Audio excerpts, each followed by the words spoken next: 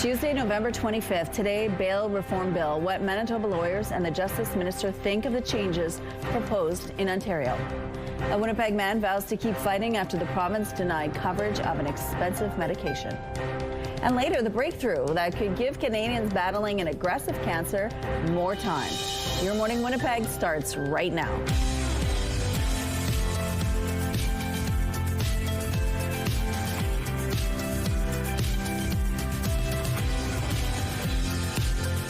Good morning, Manitoba. Happy Tuesday. Thank you so much for being with us here on Your Morning Winnipeg. We're exactly 1 month away from Christmas Day, which means a lot of us are on crunch time now, whether or not you have to buy gifts for your loved ones or your charity looking to ensure that everybody gets a special holiday season. So Ainsley McPhail is live at Main Street Project this morning, and they do have a Christmas wish list. We're going to tell you what they need right now and what you could do to support them.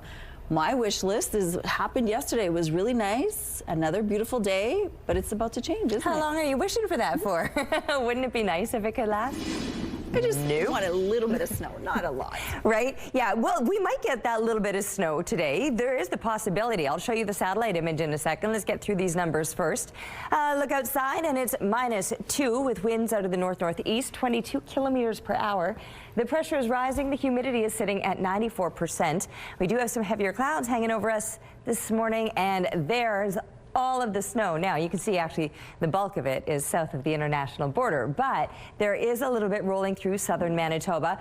Both the Yellowhead, or the Trans-Canada, and the Yellowhead highways affected by that off to the west is just barely along that southern border here in southeastern Manitoba. But anyway, the possibility is there of seeing a few flakes of snow. Certainly the heavier clouds, they're going to be blanketing the entire province today. Here's a look at the futurecast, and you'll see what I'm talking about with this little bit of lingering activity here in parts of the south.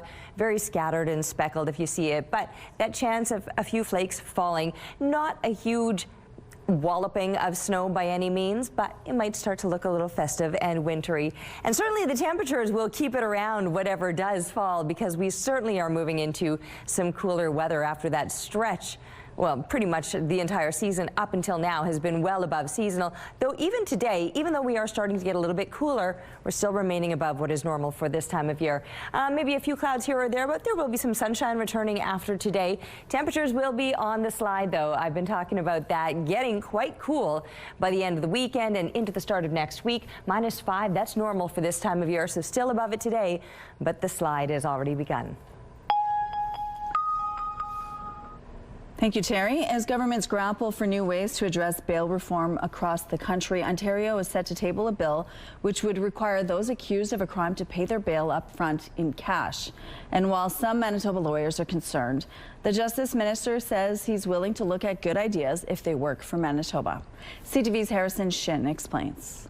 We're coming forward again with bold, innovative, and practical solutions to enhance our public safety. Ontario's Attorney General says a bill will be tabled that will change the way offenders access bail in that province.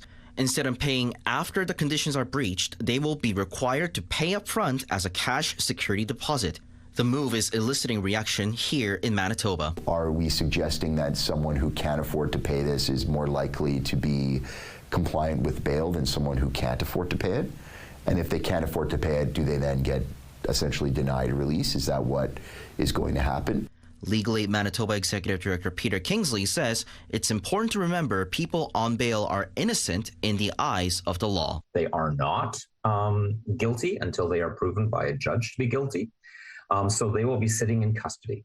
The province will be paying for that. The taxpayers will be paying for that. Both men say the bill may even be unconstitutional. They cited the 2017 Supreme Court of Canada case, which says cash bail should be relied only in exceptional circumstances, and even when it is used, it should be a, quote, readily available amount for the accused or surety. CTV News talked with Manitoba's Justice Minister Monday and asked if this is something Manitoba would consider, and the minister says it's much too early to comment without knowing the specifics. He did not shut down the idea. We're willing to take good ideas where they exist, but our focus is always on Manitoba and what's best and what's right for Manitobans. Harrison Shin, CTV News, Winnipeg. Minister Wiebe also added that the current bail reform bill before the House of Commons reflects some of the specific asks from Manitoba. Doug Downey, the Attorney General of Ontario, says it will improve compliance and will keep violent repeat offenders behind bars, putting the safety of innocent people first. A man with a rare degenerative disease says he's not giving up, despite the province denying him coverage of an expensive treatment. All I would like is to be for the province that I've lived in my entire life, the province that I love, to help me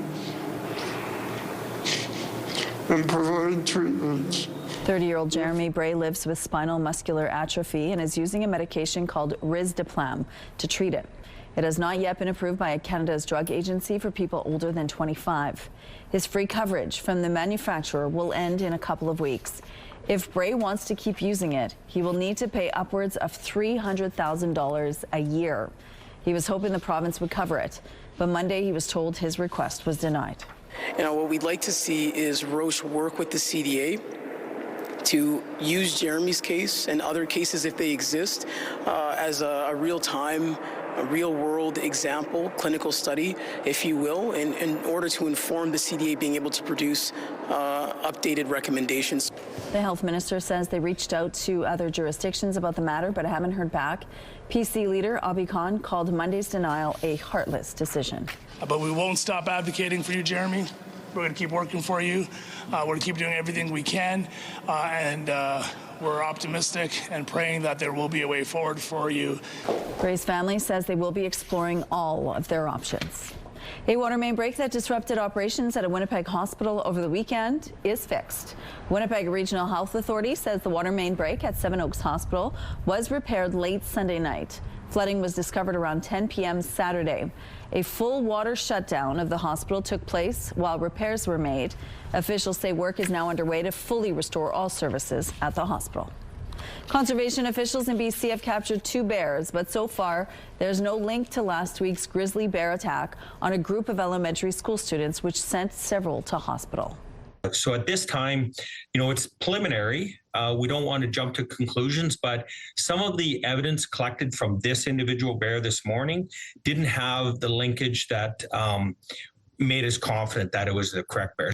The search around Bella Coola has been going on for days. The first bear captured Monday morning will be fitted with a GPS collar and relocated. Now to some promising news for Canada's auto sector. Stellantis says it is bringing back a third shift at a Windsor, Ontario assembly plant in February, a move that will bring with it 1,400 jobs. The shift was eliminated 5 years ago. Workers recently laid off from the Stellantis plant in Brampton, Ontario, when it moved Jeep production to Illinois, will get first crack at the jobs. They've been touted as a cure for anxiety and sleepless nights, but the science behind weighted blankets may not be as solid as the claims about them. Companies promoting weighted blankets promise calm nights and better sleep for everyone.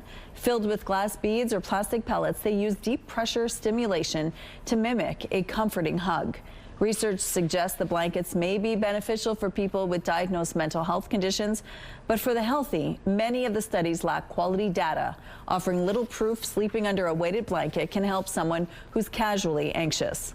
Weighted blankets are generally safe to use unless you have a condition like asthma or claustrophobia. 5 Manitoba curling teams are competing in Halifax this week, and the stakes couldn't be higher. Winners will head to Italy in February to represent Canada at the Winter Olympic Games. It was an all-Manitoba matchup on the women's side of the 2025 Canada Curling Trials Monday afternoon, with Carrie Anerson's rink picking up a 6-4 win over Caitlin Laws and company. Team Anerson remains undefeated at the tournament and sits atop the round-robin standings. Laws fell to 2-2 with the loss, while St. Adolph's Kate Cameron is still hunting for her first win. Meantime, Matt Dunstone is 4-0 in round-robin play. He's beat Brad Gushue's rink 9-7 thanks to an extra end. Winnipegger Jordan McDonald's rink lost its match Monday. The tournament was through the week with the final slated for Sunday. Here's what's happening now in traffic around Confusion Corner. Looks like things are starting off really well for a Tuesday morning. If you see any problems out on the streets, please let us know. Let's go now to Ainsley McPhail, who is live this morning at Main Street Project. It's 1 month until Christmas, Ainsley, and the crunch is on. Good morning. Good morning, Rochelle. Yes, the season of giving. And I want everybody to think about the things that you and your family are talking about as we approach the holiday season. Okay, whose house are we going to? Do we have to buy the turkey, the stuffing, and all that jazz? But the reality is, for so many Winnipeggers, that's not possible because they don't have the family connections. They don't have a solid home base, and maybe they're living in an encampment. So Main Street Project is giving 500 food hampers to those individuals, put together by their volunteers and sent out by their staff on Christmas Eve. They're actually going out to the encampments and to the folks who are in housing in order to make this possible. And what's in those? Well, maybe it's a toothbrush, maybe it's mittens, or even a bag of food to allow them to enjoy the holiday season a little bit more in the same secure way that the rest of us folks were. So something to keep in mind when you are donating. Absolutely. Okay, thank you, Ainsley. We'll check in later. Let's go out to the rooftop now. It is a windy, and it's cool today too. I know. Oh God, we've been so spoiled. I like being spoiled. Let me find my mittens here. Yeah, no, as soon as I stepped out here, I was like, whoa, the wind. It's got a bite to it this morning, so. Anyway, just make sure before you leave the house that you're properly layered up. It would be smart to do before you step outside so that you're not standing here in the cold trying to put it all together. Toque, mitts, all of that stuff, good idea to have on hand, maybe the extra layer. So certainly a windproof layer would be a good idea. That wind is likely to get a little bit stronger yet. It's already very noticeable. 26 clicks out of the north-northeast. The temperature itself sitting at -3. Those temperatures are still very mild compared to what is normal for this time of year. -15 would be a seasonal low. However, with that wind, it feels like -9. That's still above normal. Pressure rising and the humidity sitting at 91%. There's extra clouds hanging around today. We won't be seeing that sunshine. It was nice to enjoy. It was really nice when it brought the warm temps, but that's also not going to be the case. Not only will we not see the sunshine today, it is going to be a little bit cooler, and we're not likely to even crack the freezing mark. But -1 is where we're headed today, and that is still technically above seasonal. -5, a normal daytime high. But throughout this week, it's only going to get colder, and we're talking minus double digits by the time we're wrapping up the coming weekend. Taking a break right now. We'll be back with Your Morning Winnipeg. Weather is brought to you by Mr. Lube Plus Tires. Open late, ready when you are.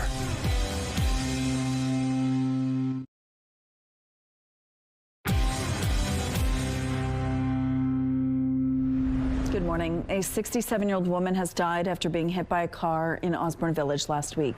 It happened Friday afternoon around 1:20 at the intersection of Osborne Street and Roslyn Road. Police say the woman was crossing Osborne when she was hit by a 2014 Ford Fusion traveling westbound on Roslyn. She was taken to hospital in stable condition but has since died. The 32-year-old man driving the vehicle remained at the scene. Anyone who witnessed the crash is asked to contact Winnipeg Police. This was the 9th fatal motor vehicle collision involving a pedestrian this year. An announcement on a new pipeline running from Alberta to BC could be coming soon. I really hope that we will have an agreement ready and available to be released soon. Sources tell CTV News Prime Minister Mark Carney and Alberta Premier Danielle Smith could announce a deal on a memorandum of understanding this week. We're hearing from the Prime Minister's office that he will be in Calgary on Thursday. BC Premier David Eby says it's unacceptable that his province has been cut out of talks. It's not something that would happen to Quebec. This is not something that would happen to other provinces in the Federation. I don't know why the thought was that it would be okay for it to happen in British Columbia. Premier Eby says he spoke with Prime Minister Carney yesterday and made it clear he expects BC to be part of talks going forward. The Premier also said it's essential that coastal First Nations be at the table as well. Mark Carney is said to be considering a trip next week, according to a Canadian federal government source. The revelation coming less than 48 hours after the Prime Minister said this when he was asked about when he last spoke with Donald Trump. Who cares? I mean, it's a detail. It's a detail. I spoke to him. I'll speak to him again when it matters. So we're busy. He's got other things to do, and we'll re-engage when it's appropriate. Carney speaking to reporters at the G20 summit in South Africa on Sunday. If Carney travels to D.C., it would be his 3rd visit since his election in April. A stunning setback for U.S. President Donald Trump. A federal judge threw out 2 criminal cases against 2 public figures the president targeted for prosecution. CTV's Joy Malvin reports on the rebuke and the new investigation launched by the Pentagon. He was the president's FBI director. James Comey also led the investigation into alleged ties between Trump's 2016 campaign and Russia. And that put him on the top of Donald Trump's political enemies list, charged with lying to Congress and obstruction. I'm grateful that the court ended the case against me, which was a prosecution based on malevolence and incompetence. The case tossed on a technicality. Judge Cameron Curry ruled Lindsay Halligan, the president's hand-picked lawyer who had no prosecution experience, was appointed unlawfully and had no lawful authority to present the indictment. The judge also dismissed the fraud case against New York Attorney General Letitia James, who called Trump's charges political vengeance. A justice system which has been used as a tool of revenge.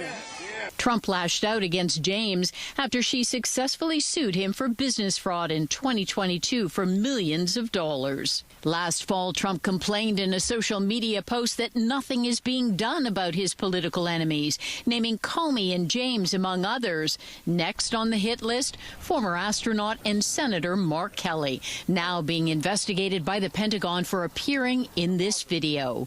You can refuse illegal orders. Reminding soldiers under the Constitution they can refuse unlawful orders. The lawmakers say soldiers have voiced concern about the president's strikes on alleged drug boats in South America. Kelly, a former naval officer, though, could face a military court-martial. You can't have a functioning military if there is disorder and chaos within the ranks, and that's what these Democrat members were encouraging. As for Comey, he knows Trump won't give up and will try to target him again. The White House says they will appeal the dismissals to a higher court.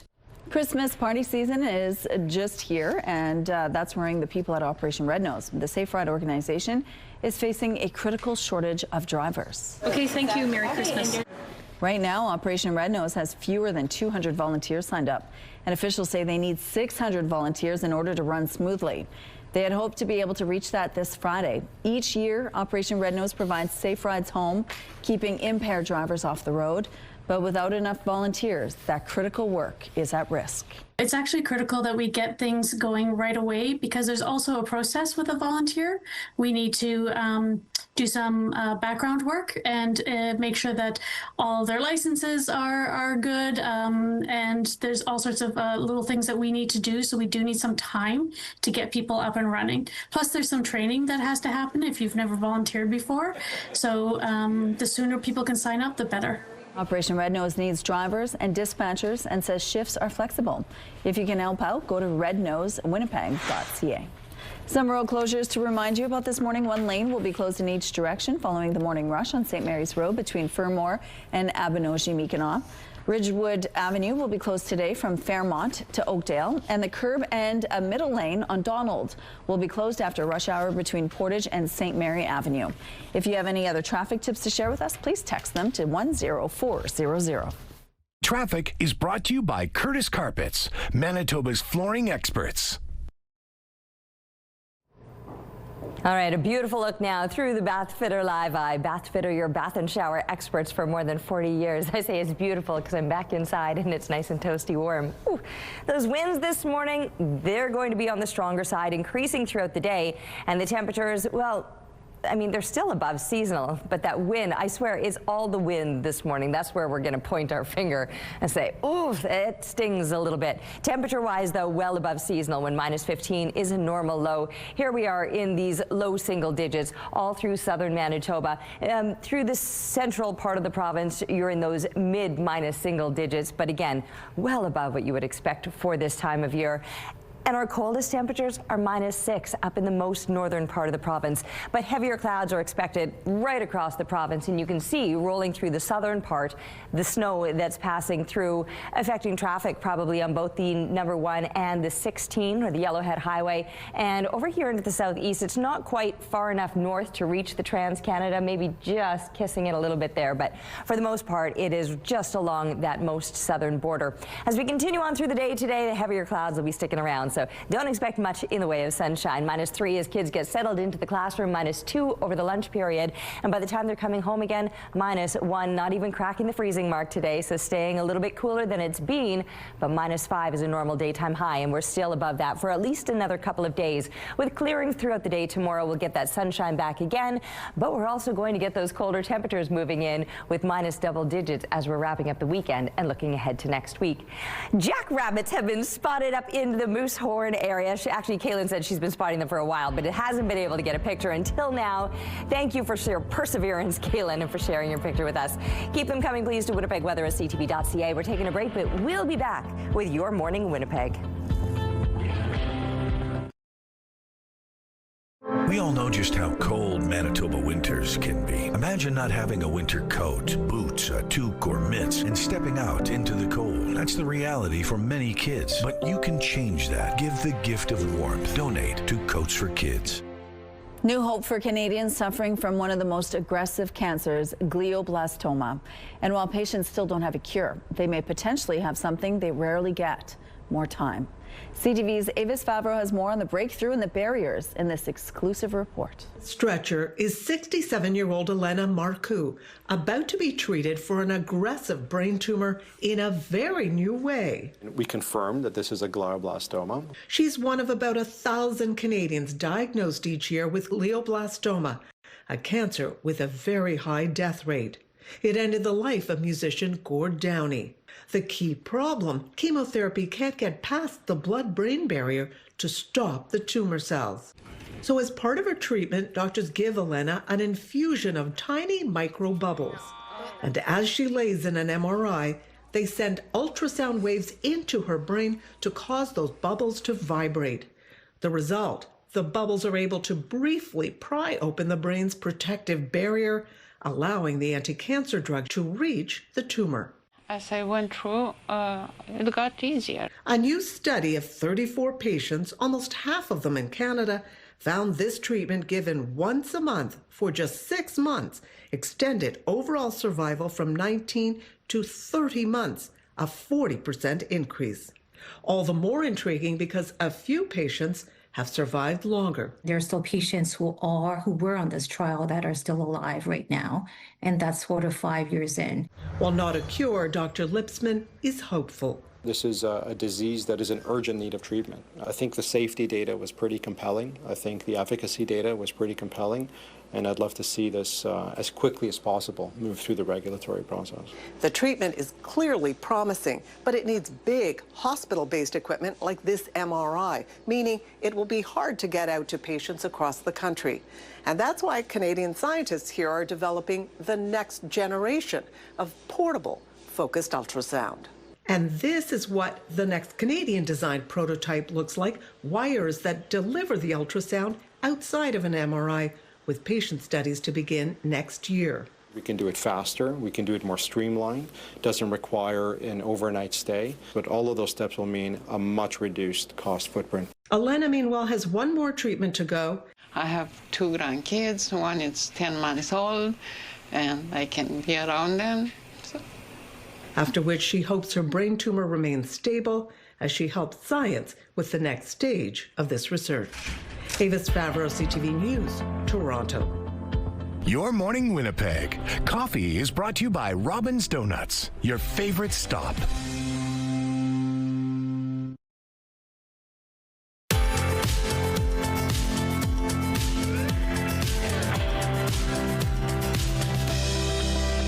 -3 outside this morning, few extra clouds that'll be hanging around all day, and a stronger breeze out of the north-northeast. Right now it's 26 kilometers per hour. The pressure is rising and the humidity is sitting at 91%. So we will have the extra clouds, and as a result, a lack of sunshine.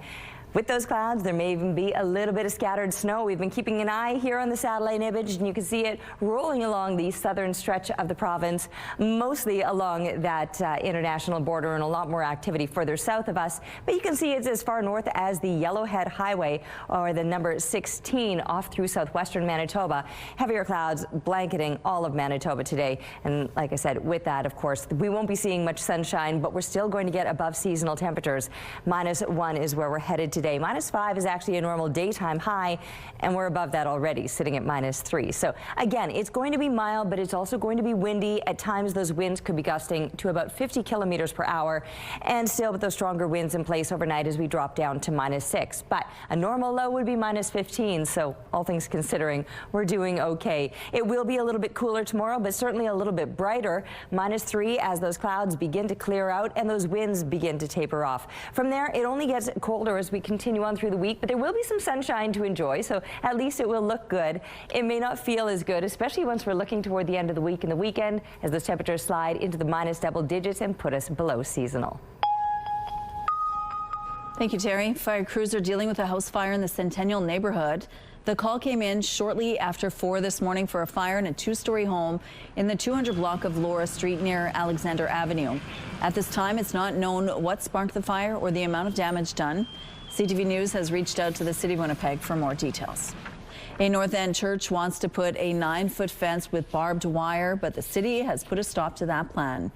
St. John Cantius Church on Burroughs Avenue is having issues with trespassers and vandals and says the fence is needed to protect its elderly parishioners and students.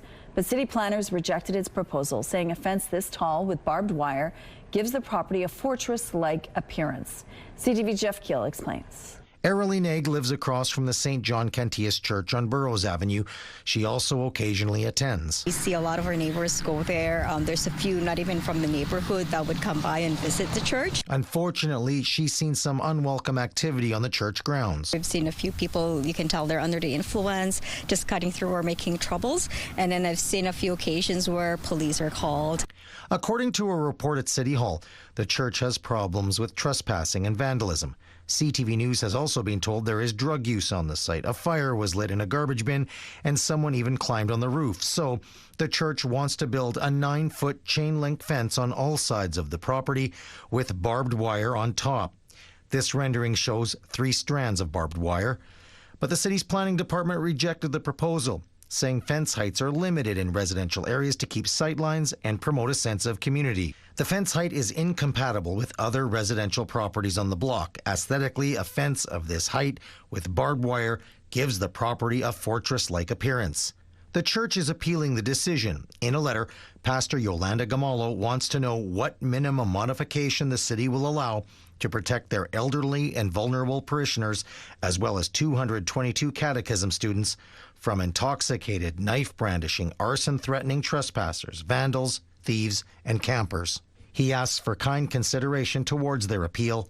Erilyn Egg understands why the church wants the fence, but she says it's a bit much. I feel like putting that 9-foot fence with barbed wire would deter more visitors thinking, okay, this is probably not a safe area. That's why they put that up.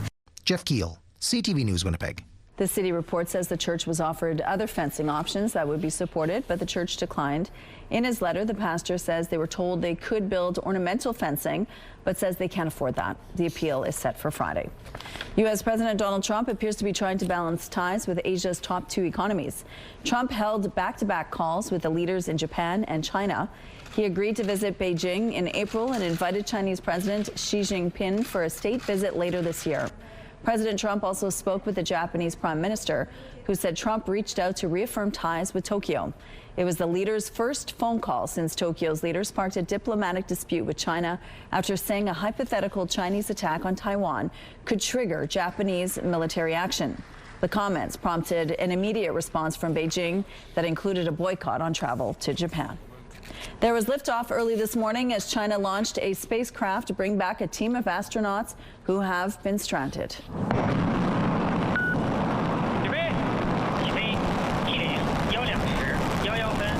The unmanned spacecraft has already docked at China's Tiangong space station, where 3 astronauts have been temporarily stranded. They were left without a way back to Earth after their return capsule was deemed unfit to fly because of a cracked window. The spacecraft will now remain docked until around April 2026, when it will be used to transport the crew back to Earth. The transformation of the former Bay building has passed a major milestone. The atrium is open up, and now we're looking at the skylight of the building and getting that completed. The Southern Chiefs organization says more than 1,300 concrete blocks have now been removed from what will become the building's atrium. You can see how much work's been done in this video SCO posted to social media showing the hollowed out space. Grand Chief Jerry Daniels says now crews will shift their focus to building a glass skylight for the 6-story structure. And I think people are pretty excited that we're at this point within the project, and that things are, you can kind of see that we're progressing quite nicely. And so I don't think that we've seen any real serious hiccups along the way. And we're excited about the next phase. The atrium will be a focal point for the redevelopment, which will include affordable housing units, office and retail space, along with the daycare. SCO expects the project, which has a $310 million budget, to be completed in 2028. Here's what's happening now at Kennison Boulevard. It looks like the drive is going well so far this morning at this part in this part of the city. If you see any issues out there, please let us know. And here's a look at your gas prices. The Canadian average is $1.34. The provincial average is slightly lower at $1.28. In Winnipeg, the average is $1.26. And the lowest price in the city is $1.14. All this info is on GasBuddy.com. The Price at the Pump is brought to you by the Kidney Foundation. Help by donating your card today. Coming up, we're live at Main Street Project with our Ainsley McPhail this morning. We're going to find out exactly what they need to ensure that the holidays are welcome for everybody. Stay with us for more.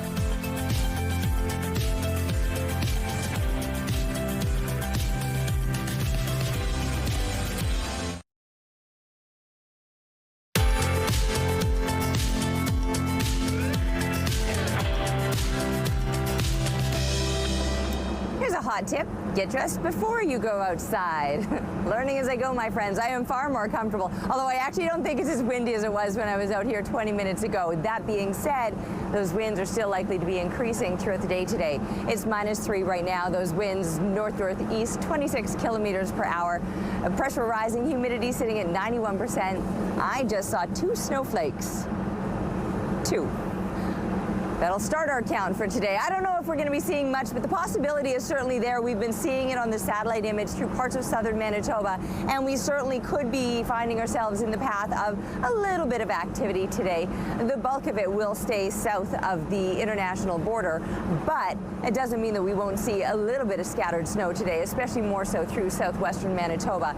For northern Manitoba, you're also going to deal with these heavier clouds. Temperatures will remain mild and above seasonal. It's just that it's not going to be anywhere near as warm as it's been. In fact, today we might not even crack the freezing mark, looking for a high of -1, but -5, that would be a seasonal daytime high, so we're still going to be climbing above that. We got Ainsley McPhail out and about this morning. Let's check in and see what's going on. Hey, Ainsley. Hi, good morning, Manitoba. We are at Main Street Project. Adrita Hassan joins me to tell us all about the holiday food drive that is coming up. 500 kits you guys are going to be giving out to individuals. Tell us all about it. This is our 9th year doing it, and we want to present 500 community members with holiday gift bags on the morning of Christmas so that they have a present to open and they can feel included in the festivities, and also have essential items that they would need, like toothpaste, toothbrush, hygiene items, shampoos, and also, since it's getting colder, it will have emergency blankets, mittens, and also festive items like candy canes and playing cards, something for them to enjoy. When you say 500, I'm standing here thinking of 500 people, and I know that there's even more than that who need the help right now. Yeah, we serve hundreds of people at our emergency shelter every day. We have participants in our withdrawal management program. There are about 82 people in our housing programs right now, and there are lots of people living in encampments that we reach through our outreach van, and that number is in the thousands. So 500 might not get to all of them, but we're trying. And it's Manitoba. It's this very generous community. I'm sure there's people at home watching saying, how can I help? What are some ways I can do so? People can buy these items and drop off at our office at 661 Main Street. They could also shop our Amazon wish list, and those things will be delivered straight to us, so they don't have to come in person. People can also partner with us and choose to be a drop-off location where they do a donation drive for us, collect those items over their holiday parties and gatherings, and then we will collect it by the deadline. And people can also make monetary donations towards it, and we will buy those items on their behalf. People can find more information on our website, mainstreetproject.ca, and they can download the poster. It's all in there. We're almost out of time, but let's get to the heart of it. Why should people donate? The holidays are a rough time for even many of us who have a roof to live under and all the basic amenities and more. And it's even harder on people who are struggling with their basic needs. And in friendly Manitoba, especially for the people we serve, we want them to feel included in the festivities and just bring some holiday cheer to the people. Thank you so much. We'll have a link on our website too.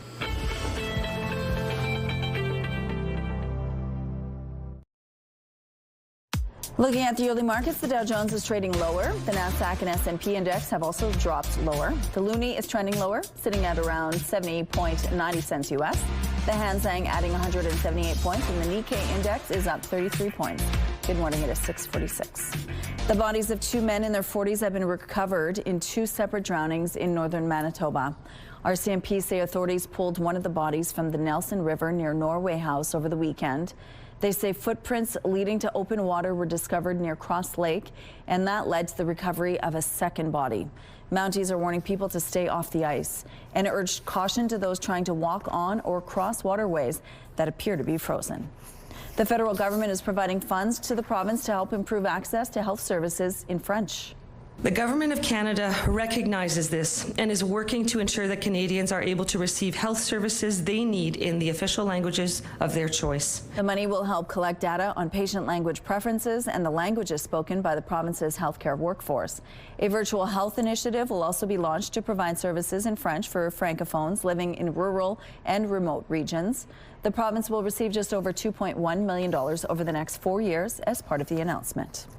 A school division in Manitoba has come up with a thought-provoking idea on how to keep kids from using AI for their homework. The plan? To get teachers to assign less of it. CTV's Alex Karpa explains.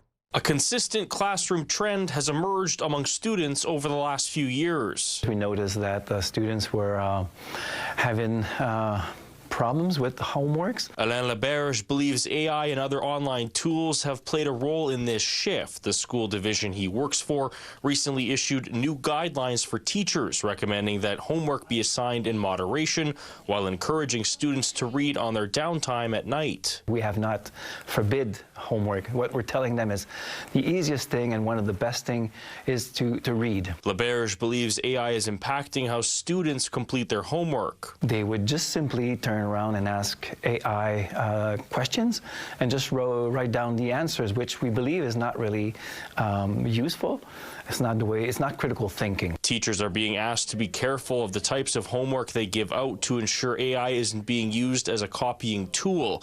Michael Holden believes it makes sense not to be grading work that is being sent home with students. When I send homework home, I don't know if the student did that on their own or if they had help from a parent or from a sibling or a tutor, or plugging it into Google or plugging it into a chatbot and asking it to answer the questions for them. Other professors like David Gerhard say finding a balance is important. Finding some way to allow students to learn the power of these tools, but also learn how to do the material themselves is going to be the balance. We're not trying to demonize AI. That's not what we want parents to understand. It's just like AI and homework is not necessarily a good combination. For Laberge, he says he just wants to see students succeed and is confident this policy will keep them on the right path. Alex Karpa, CTV News, Winnipeg. A sanctuary for monarch butterflies in central Mexico has opened to visitors. Monarchs migrate more than 4,000 kilometers south every fall from Canada and the U.S. to Mexico's milder winter climate. This year's migration began November 2nd when the reserve recorded the first arrival, but it officially kicked off Saturday.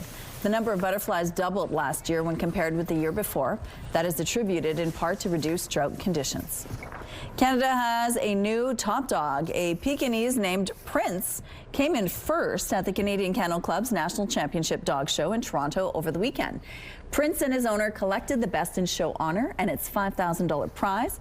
Prince also took top honors in the toy division. The event brought together 814 dogs from across the country, representing 135 breeds. Some road closures to remind you about this morning. One lane will be closed in each direction following the morning rush on St. Mary's Road between Fermor and Abinogi-Mi'kmaq. Ridgewood Avenue will be closed today from Fairmont to Oakdale. And the curb and a middle lane on Donald will be closed after rush hour between Portage and St. Mary Avenue. If you have any other traffic tips or updates to share, text them to us at 10400. All right, -3 outside this morning. We've got some heavier clouds hanging around and a bit of a breeze out of the north-northeast, 26 kilometers per hour. The pressure rising, humidity sitting at 91%. So we won't be seeing as much sunshine today. The winds will be stronger and the temperature's a little bit cooler. We're starting to see the change-ups coming, and those changes will continue to take us into cooler, below seasonal weather eventually by the time we're getting to the end of the week. Today, though, even with the lack of sunshine, temperatures will still be on the rise. It's just not going to be quite as mild as it's been when we've been cracking the freezing mark. Now, northern Manitoba hasn't cracked the freezing mark for a few days, but these values are still well above seasonal. -13 degrees would be a normal daytime high in Churchill, -12 a normal high in Thompson. Instead, you're looking to be just mid- single digits. A little bit of scattered precipitation is possible for a few folks in northern Manitoba. Here along this northwestern border might be the best chance of seeing some sunshine today. And again, a fistful of degrees expected below the freezing mark, whereas southern Manitoba just barely below the freezing mark with the heavier clouds hanging around and a very good chance of some scattered showers or flurries, more likely to be some of that rain-snow mix as the temperatures are right around the freezing mark today. And anybody right close to that southern border may too see some of that precipitation.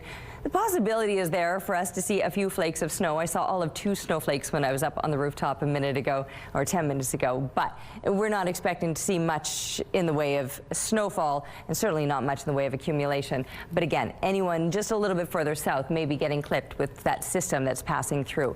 I mentioned the cool down that's going to come throughout the rest of this week. Well, by the time the weekend rolls around, we're really going to be feeling it. Still, the next couple of days will be above seasonal. -5 is normal, and after that on Thursday, those temperatures continue to drop off. Now, it's the weekend that we're looking to be in the minus double digits, and that will have us well below seasonal, with that trend continuing further into next week. Thank you, Terry. With tensions between Canada and the U.S. still high, many snowbirds say they're not planning to head stateside this winter.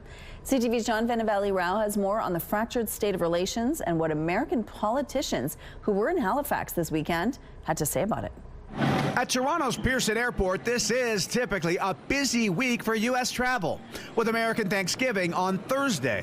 But this year, the lines may not be as long as usual. I try my best not to go to the States right now. The whole country's in a conflict. I am not going to the U.S. at all.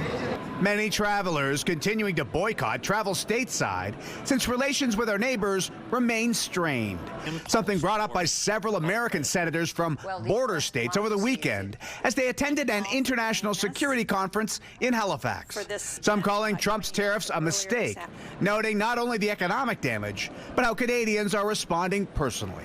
But the deeper problem is the cultural break. The idea that Canadians now don't think of Americans as their friends and their neighbors, but as an adversary. We're your friends, and we're going to do everything we can to put things back to the wonderful relationship that we've always had with Canada. The troubled state of that relationship reflected in the latest travel data, showing in October return trips by car from the U.S. were down 30% compared to a year ago, and by air they fell 24%. We caught up with Brian Ireland as he headed off on a holiday to Cuba. He says this year he didn't even consider going to Florida. Not at all. Not at all.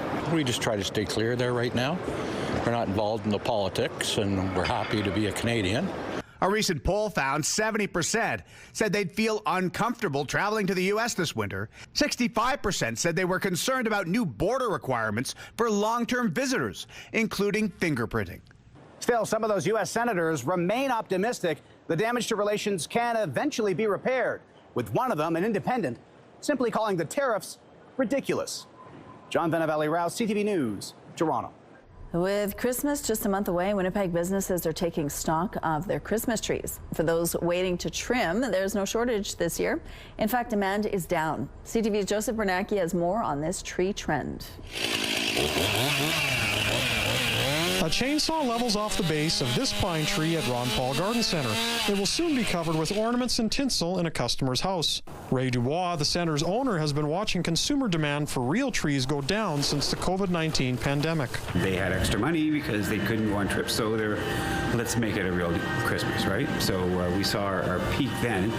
Since that time, though, it has dropped off and it's kind of leveled out now. Dubois says the pandemic caused a surge in tree supply as tree farms adjusted to keep up with demand. He says it takes several years for those trees to hit the market.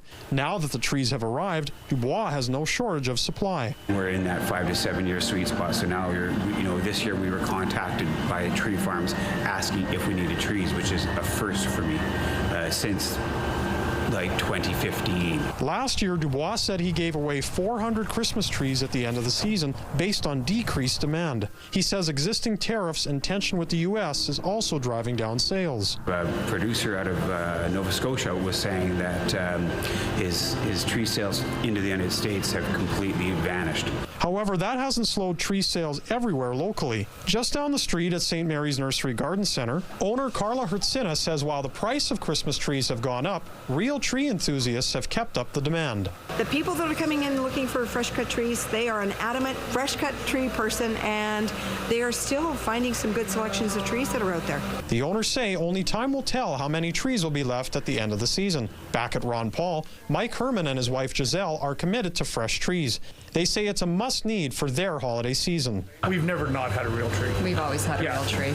So now we have a combination. We have one fake, one real. Yeah. Who doesn't love Christmas? Yeah. You know? It makes Christmas real. Christmas is gotta have a tree. Joseph Bernacki, CTV News, Winnipeg. This is what it looks like outside right now on the Provencher Bridge. It looks good so far this morning. No issues to tell you about. We're going to take a break here. We'll be back after this.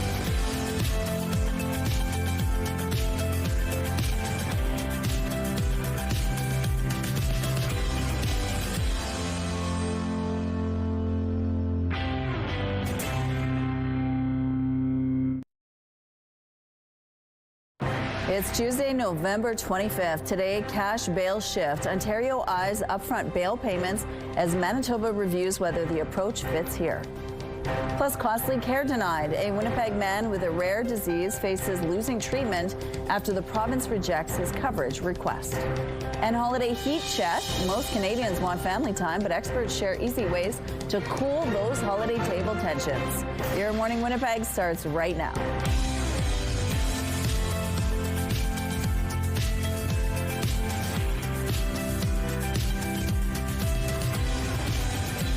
Good morning, Manitoba. It's 7 o'clock on your Tuesday. Thank you so much for being with us here on Your Morning Winnipeg. Coming up at about 7:52, we're going to have former Liberal MLA Dr. John Gerard join us in studio here to tell us about a disturbing trend that he's been seeing where more seniors are becoming homeless. So he's going to talk about the issue and what's happening, and also hosting a forum that's coming up so that not only to raise awareness, but also hopefully to address the issue.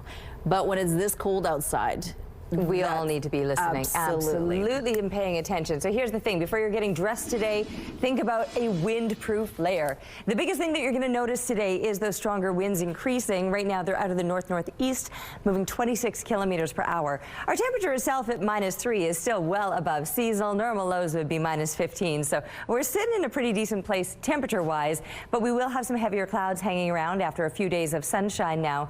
And with the pressure rising, the humidity is sitting at 91%.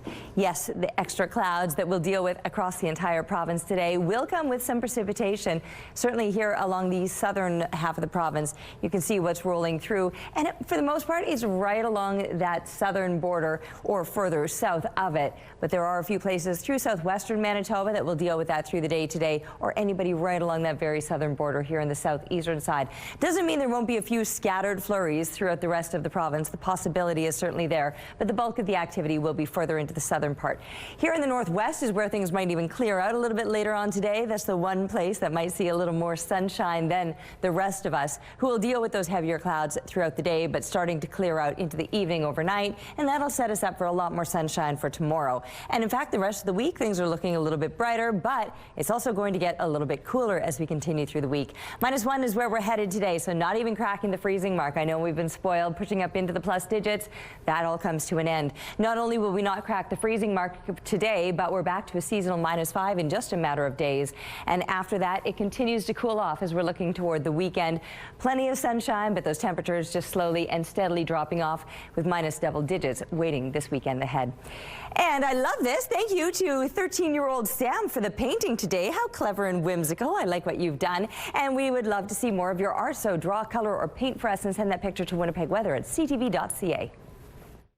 The Weather Art of the Day is brought to you by 103.1 Virgin Radio. As governments grapple for new ways to address bail reform across the country, Ontario is set to table a bill which would require those accused of crime to pay up their bail up front in cash. And while some Manitoba lawyers are concerned, the Justice Minister says he's willing to look at good ideas if they work for Manitoba. CTV's Harrison Shin explains. We're coming forward again with bold, innovative, and practical solutions to enhance our public safety. Ontario's Attorney General says a bill will be tabled that will change the way offenders access bail in that province. Instead of paying after the conditions are breached, they will be required to pay up front as a cash security deposit. The move is eliciting reaction here in Manitoba. Are we suggesting that someone who can't afford to pay this is more likely to be compliant with bail than someone who can't afford to pay it? And if they can't afford to pay it, do they then get essentially denied release? Is that what is going to happen?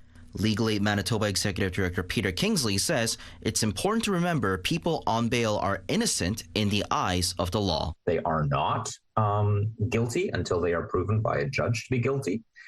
So they will be sitting in custody.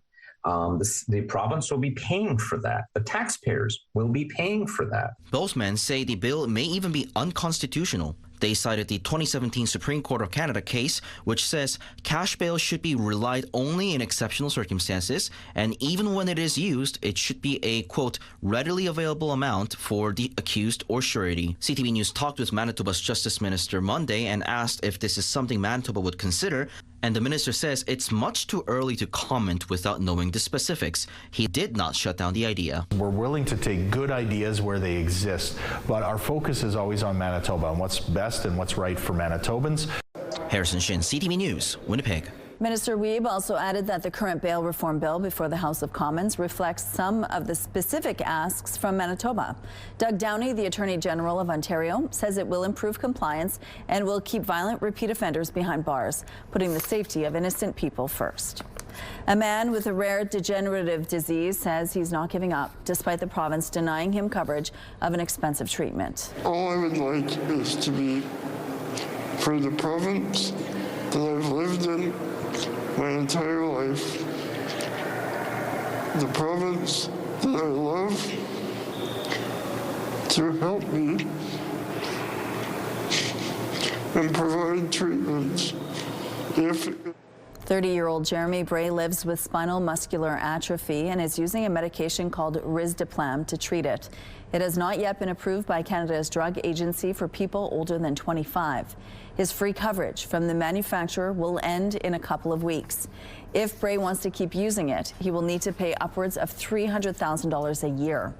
He was hoping the province would cover it, but he was told his request was denied. What we'd like to see is Roche work with the CDA to use Jeremy's case and other cases, if they exist, as a real-time, a real-world example, clinical study, if you will, in order to inform the CDA being able to produce updated recommendations.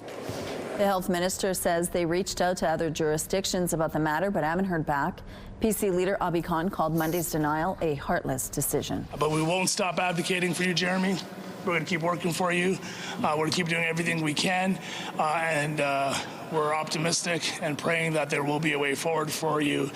Bray's family says they will be exploring all of their options.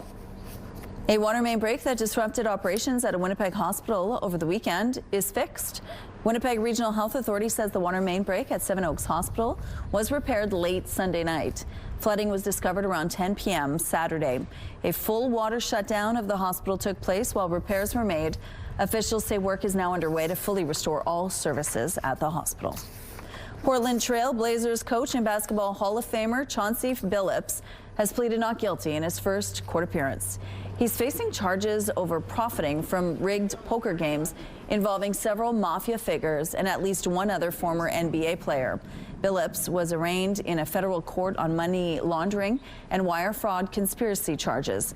His attorney says Billups denies the charges. 5 Manitoba curling teams are competing in Halifax this week, and the stakes couldn't be higher. Winners will head to Italy in February to represent Canada at the Winter Olympic Games. It was an all-Manitoba matchup on the women's side of the 2025 Canada Curling Trials Monday afternoon, with Carrie Anderson's rink picking up a 6-4 win over Caitlin Laws and company. Team Anderson remains undefeated at the tournament and sits atop the round-robin standings. Laws fell to 2-2 with the loss, while St. Adolph's Kate Cameron is still hunting for her first win. Meantime, Matt Dunstone is 4-0 in round-robin play.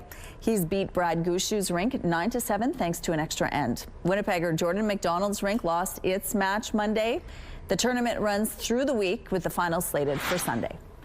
And here's a look at what's going on Portage Avenue. It looks like things are smooth over here. But in southwestern Manitoba, the province is reporting partially ice-covered highways, some with swirling snow between the Saskatchewan border and the Oak Lake Souris area. So be mindful of that when you head out this morning. If you have any other traffic tips, please share them with us. NVIDIA shares are facing downward pressure on a report that Meta Platforms is in talks to spend billions on Google's AI chips, suggesting the internet search leader is making headway in efforts to rival the industry's best-selling AI accelerator. Meta is in discussions to use the Google chips known as Tensor Processing Units, TPUs, in data centers in 2027. The information reported, citing an unidentified person familiar with the talks. Now, the information says Meta also may rent chips from Google's cloud division next year. Calling Canada an untapped opportunity, Montreal-based tech venture capital firm Innovia Capital is reportedly setting up an office in Abu Dhabi in a bid to encourage deep-pocketed Gulf sovereign wealth funds to build ties with Canadian artificial intelligence and technology firms. Patrick Pichette, a former chief financial officer at Google and now a partner at Innovia, says they will raise several funds early next year, including a $400 million venture fund and possibly a $100 million discovery fund for startups. Those are your morning business headlines. For B&M Bloomberg, I'm Roger Peterson. Let's go back now to Ainsley Mayfield, who's live at Main Street Project this morning. Good morning, Ainsley. What's going on there right now? Good morning, Rochelle. A lot of us chatting about Giving Tuesday. Well, should be chatting about Giving Tuesday, I should say, because a lot of us are chatting about Black Friday and Cyber Monday. But why not think a little bit harder about Giving Tuesday and giving to Main Street Project? Coming up for Christmas, they're giving out these holiday packages to 500 people living in poverty in our community, whether those people are in encampments or living in housing or in detox provided by them. It's going to have these kits in them with essential supplies and some holiday treats too, to make them feel special during that difficult time.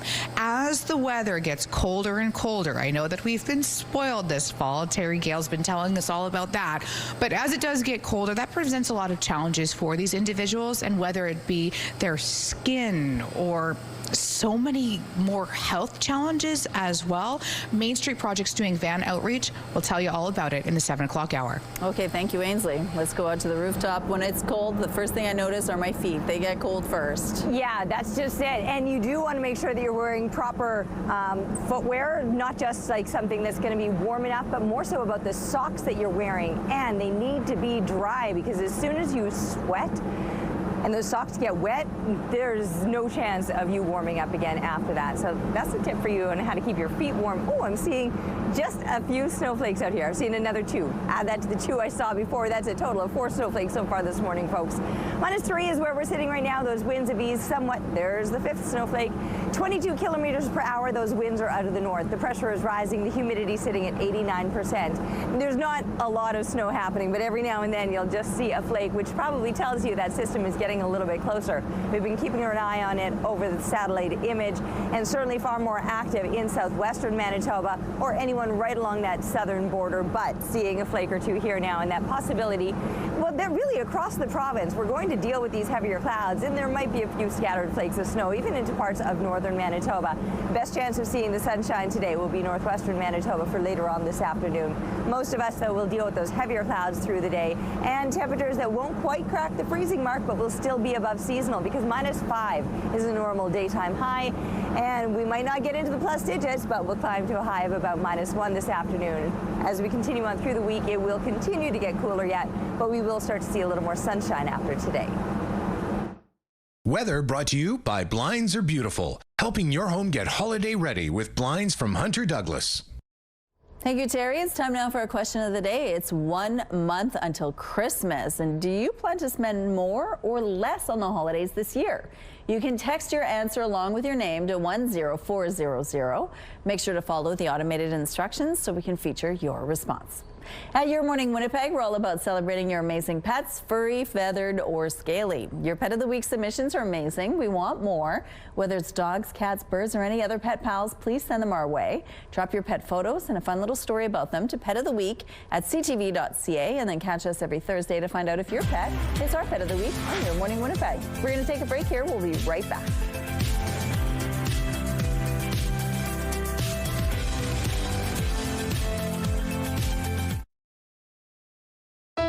Give a child a winter coat. You give them the means to go to school on a cold day, a chance to play outside, because no child should be freezing cold. Donate to Coats for Kids. Proudly sponsored by United Way Winnipeg and CTV.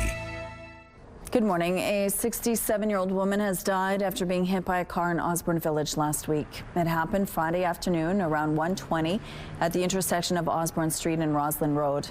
Police say the woman was crossing Osborne when she was hit by a 2014 Ford Fusion traveling westbound on Roslyn. She was taken to hospital in stable condition but has since died. The 32-year-old man driving the vehicle remained at the scene. Anyone who witnessed the crash is asked to contact Winnipeg Police. This was the 9th fatal motor vehicle collision involving a pedestrian this year. Ottawa and Alberta are set to sign a memorandum of understanding on energy and climate change later this week, and sources say that deal will pave the way for a new oil pipeline. Alberta Premier Danielle Smith spoke about it on her radio show. I would say that we have been negotiating with the feds for a while. I've been very frank about that, and we've been going back and forth almost daily for probably the better part of the last 2 weeks, and I really hope that we will have an agreement ready and available to be released soon. The Prime Minister says talks are constructive and an agreement is possible, but nothing has been finalized.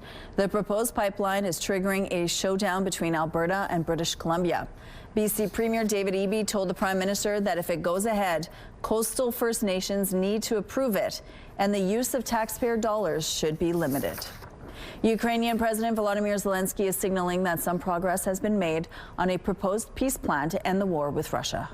Right now, we are at a critical moment, and we are working closely with the United States, with European partners, with many others to define steps that can end Russia's war against us.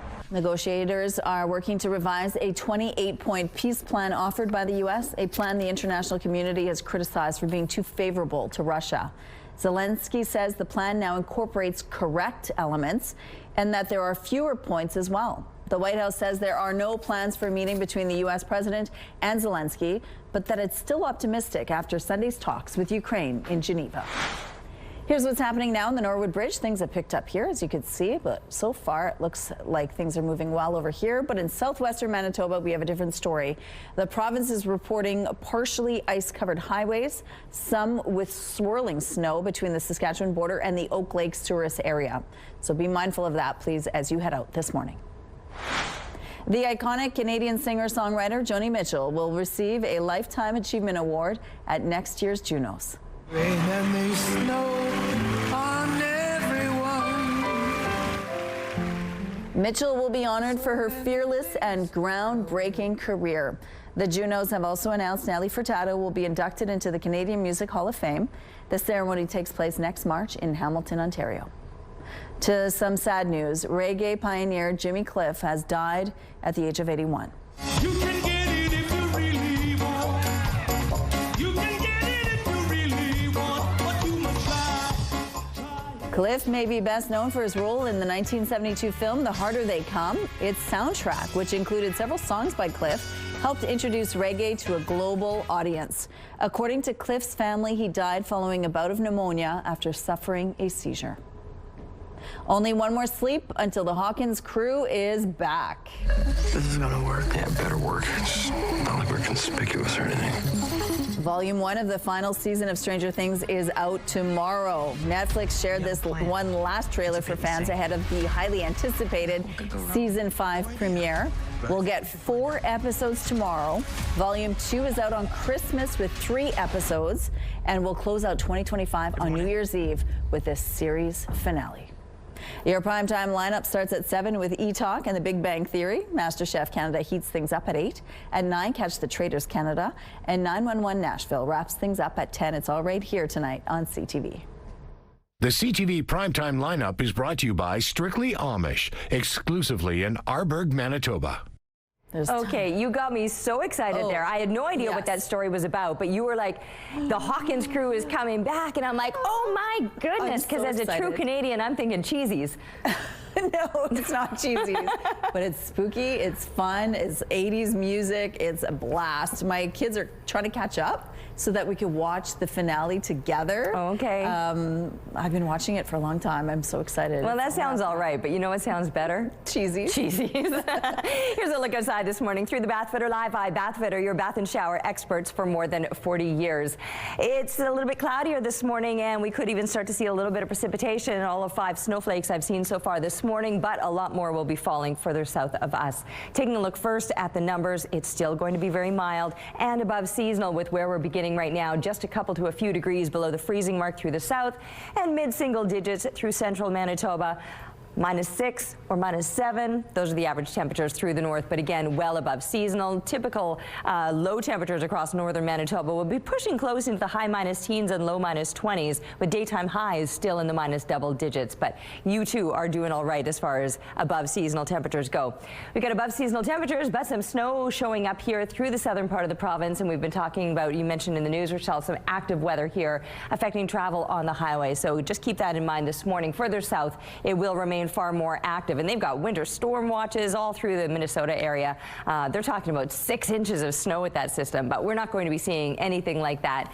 We could be seeing a few scattered flakes through the day. The temperatures today will be still above seasonal, even though they're not going to crack the freezing mark today. -3, -2 by lunchtime, and -1 by the time kids are coming home from school.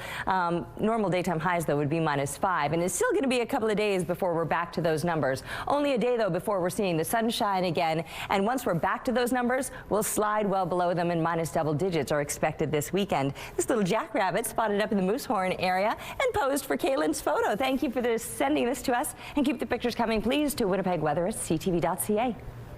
Thank you, Terry. It's a Thanksgiving tradition south of the border. A couple lucky birds get a new lease on life, and it starts in luxury. This is Gobble and Waddle. They get to spend a night at Washington's historic Willard Hotel before heading to the White House, where they'll be officially pardoned by President Trump. The holidays are a time to come together and celebrate, but they can also ignite some heated conversations, from outspoken opinions to passive-aggressive pokes.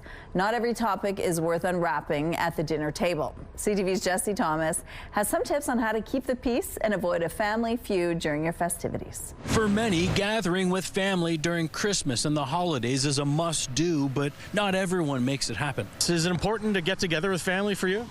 Well, I mean, I wish I could, but they're back home in the States. Holidays are a time when we're supposed to slow down and relax with loved ones. But between that passive-aggressive aunt or the know-it-all cousin, for some, the standard holiday dinner can be exhausting and patience testing.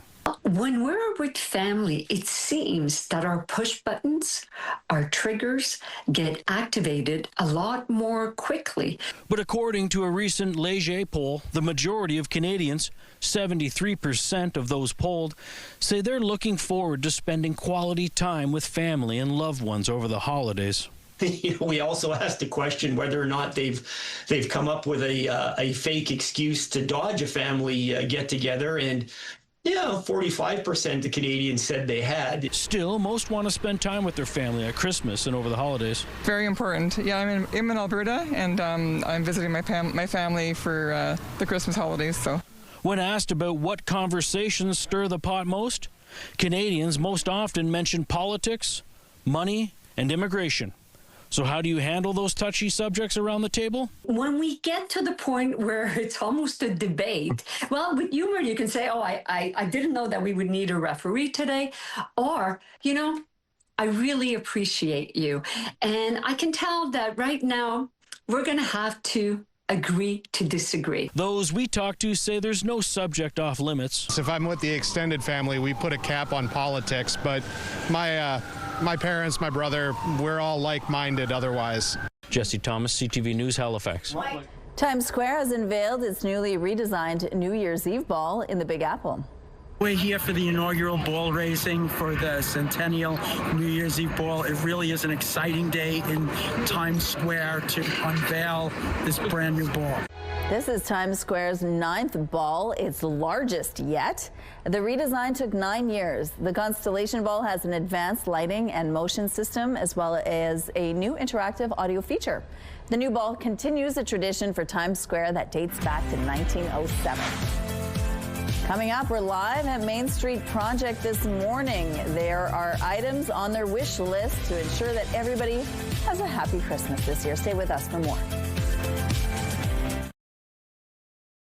It's Black Friday, and it's Giving Tuesday on Tuesday. That's just around the corner already. And live at Main Street Project is our Ainsley McPhail, who, of course, has a wish list from them as well. Good morning. Good morning, Rochelle. And where else would be a perfect place to stand other than their food bank when you think about giving? We're looking at where it's going and who it's going to. Cindy Titus joins us now to tell us all about those Giving Tuesday initiatives and what you're wanting the public to think at this time. Yeah, so Giving Tuesday is a global philanthropic movement that follows the heavy consumerism of Black Friday and Cyber Monday.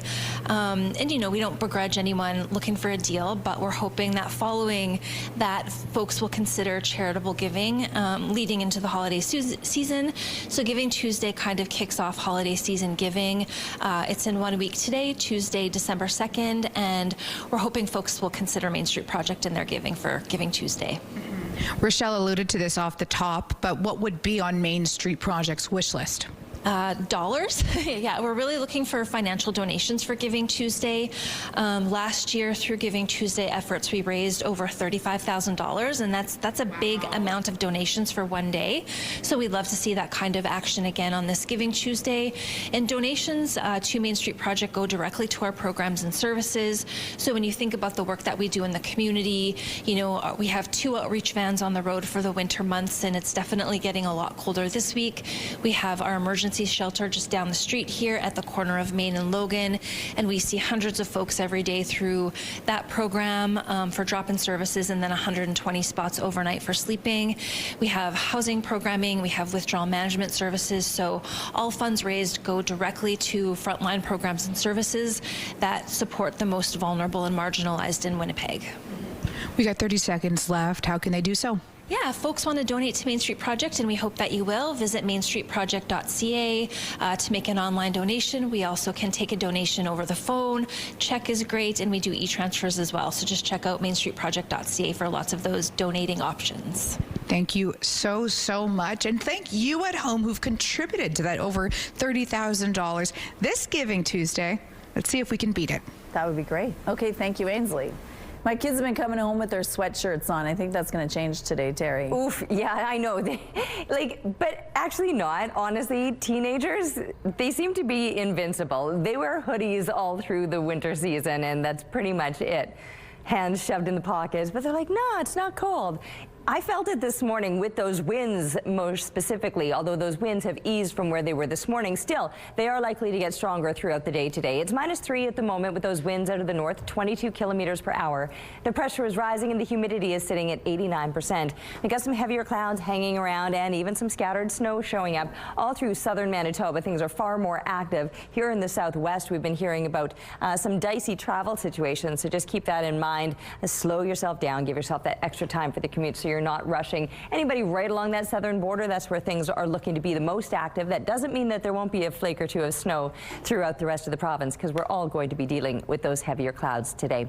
Above seasonal temperatures are still expected to continue. -1 is where we're headed today, with winds at times getting up to 50 kilometers per hour. So I mentioned those stronger winds, and once they increase, they're still likely to be on the stronger side overnight as we fall to -6. Again, just a reminder how much above seasonal we are, because this is still closer to a normal daytime high. -14, that would be a normal low, and we're still not getting to those numbers, but we will. I don't know where I was going. I was going to just walk in front of the graphic. Anyway, -3 for tomorrow. It will be a little bit sunnier, a little bit brighter here. Now I can move to the other side of the screen so we can see what's going on throughout the rest of the week as these temperatures slowly and steadily fall, and there's those minus double digits that'll be waiting for us into a chillier weekend. The bodies of 2 men in their 40s have been recovered in 2 separate drownings in northern Manitoba. RCMP say authorities pulled one of the bodies from the Nelson River near Norway House over the weekend. They say footprints leading to open water were discovered near Cross Lake, and that led to the recovery of a second body. Mounties are warning people to stay off the ice and urged caution to those trying to walk on or cross waterways that appear to be frozen. Officials are now pleading with the public to check their smoke detectors after a devastating house fire in Brampton, Ontario. 5 family members, including a newborn, were killed. I can confirm that 4 people lost their lives on scene here, and it's 3 adult females and a young toddler. Sadly, one of the patients at hospital of the 4 was pregnant. She underwent emergency surgery, delivered that baby, and that baby has since passed. The only family member not injured was away for work when the tragedy occurred. Ontario's fire marshal says investigators have found smoke alarms in the home, but now need to determine if they were working at the time of the fire. He's urging people to check their detectors at home, noting sometimes you only have 60 seconds to escape a fire. A North End church wants to put a 9-foot fence with barbed wire to deal with trespassers and vandals, but the city has put a stop to that plan. We've seen a few people, you can tell they're under the influence, just cutting through or making troubles. And then I've seen a few occasions where police are called. According to a report at City Hall, St. John Cantius Church on Burroughs Avenue wants to build the chain link fence on all sides of the property, topped with barbed wire. But the city's planning department rejected the proposal, saying fence heights are limited in residential areas to keep sight lines and promote a sense of community. And this fence would promote a fortress-like appearance. Neighbors understand the need, but say it's a bit much. I feel like putting that 9-foot fence with barbed wire would deter, more visitors thinking, okay, this is probably not a safe area. That's why they put that up. The church is appealing the decision. A letter from the pastor wants to know what modification the city will allow to protect their elderly and vulnerable parishioners and its 200 catechism students from, quote, intoxicated, knife brandishing, arson threatening trespassers, vandals, thieves, and campers. The federal government is providing funds to the province to help improve access to health services in French. The Government of Canada recognizes this and is working to ensure that Canadians are able to receive health services they need in the official languages of their choice. The money will help collect data on patient language preferences and the languages spoken by the province's healthcare workforce. A virtual health initiative will also be launched to provide services in French for francophones living in rural and remote regions. The province will receive just over $2.1 million over the next 4 years as part of the announcement. Now to some promising news for Canada's auto sector. Stellantis says it is bringing back a 3rd shift at a Windsor, Ontario assembly plant in February, a move that will bring with it 1,400 jobs. The shift was eliminated 5 years ago. Workers recently laid off from the Stellantis plant in Brampton, Ontario, when it moved Jeep production to Illinois, will get first crack at the jobs.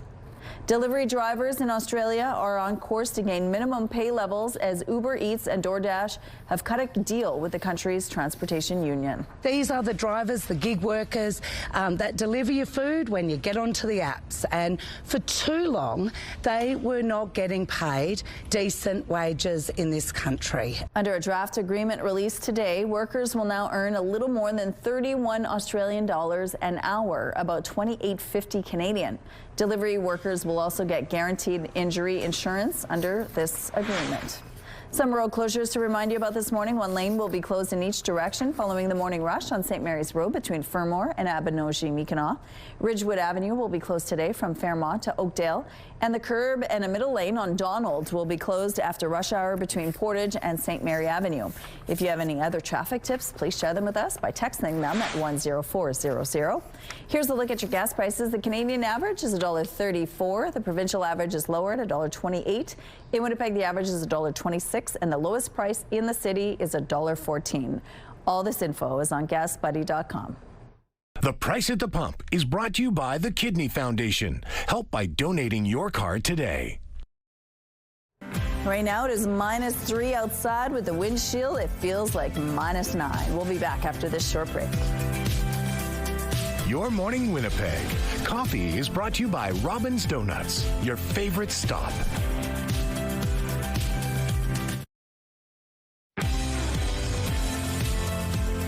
All right, a beautiful start to your morning. It's still above seasonal. We gotta love that. And the winds, they were stronger this morning, but they've tapered off momentarily. Out of the north, they're 22 kilometers per hour. As a result, that -3 feels more like -9, but still or a normal low for this time of year would be about -14, and even our wind chill value is above that. The pressure is rising, the humidity sitting at 89%. Sometimes I will need to remind myself that it's still beautiful out there. We've been so spoiled. I mean, it was just a couple of days ago that we were breaking records and pushing up into the double digits. No, we're not going to see that kind of weather continuing. But now as we're starting to roll closer to the holiday season, some people are going to get really excited about some of the snow that's starting to show up. There you can see it on the satellite image rolling across the southern part of the province. There might be a few flakes of snow moving through parts of northern Manitoba as well, or maybe some mixed precipitation. The possibility is there. These temperatures, fistful of degrees below the freezing mark, but normal daytime highs would have you well into the double digits this time of year. So it is going to be milder than you would expect this time of year. And the best chance of seeing that sunshine will be here in northwestern Manitoba for later on this afternoon, even if you do have a few extra clouds hanging around first thing this morning. All across southern Manitoba, we'll deal with that blanket of cloud coverage and then that precipitation through the more southwestern part of the province, but climbing to highs of -1 or -2, just barely below the freezing mark. -5, that would be a normal daytime high. So even though we're not pushing it above the freezing mark any longer, we're still above seasonal. And again, anyone closer to that southern border, a better chance of that precipitation that goes further to the east of us in the Fort Frances area as well. After today, we will see a return to the sunshine as the temperatures slowly and steadily start to fall. We'll get back to the seasonal -5 and then slip below it with double digits waiting for us this coming weekend. Thank you, Terry. Let's go now to Ainsley McPhail, who's live at Main Street Project this morning. It definitely feels more like winter today, and Main Street has some items that they need right now to ensure that everybody stays warm. Good morning, Ainsley.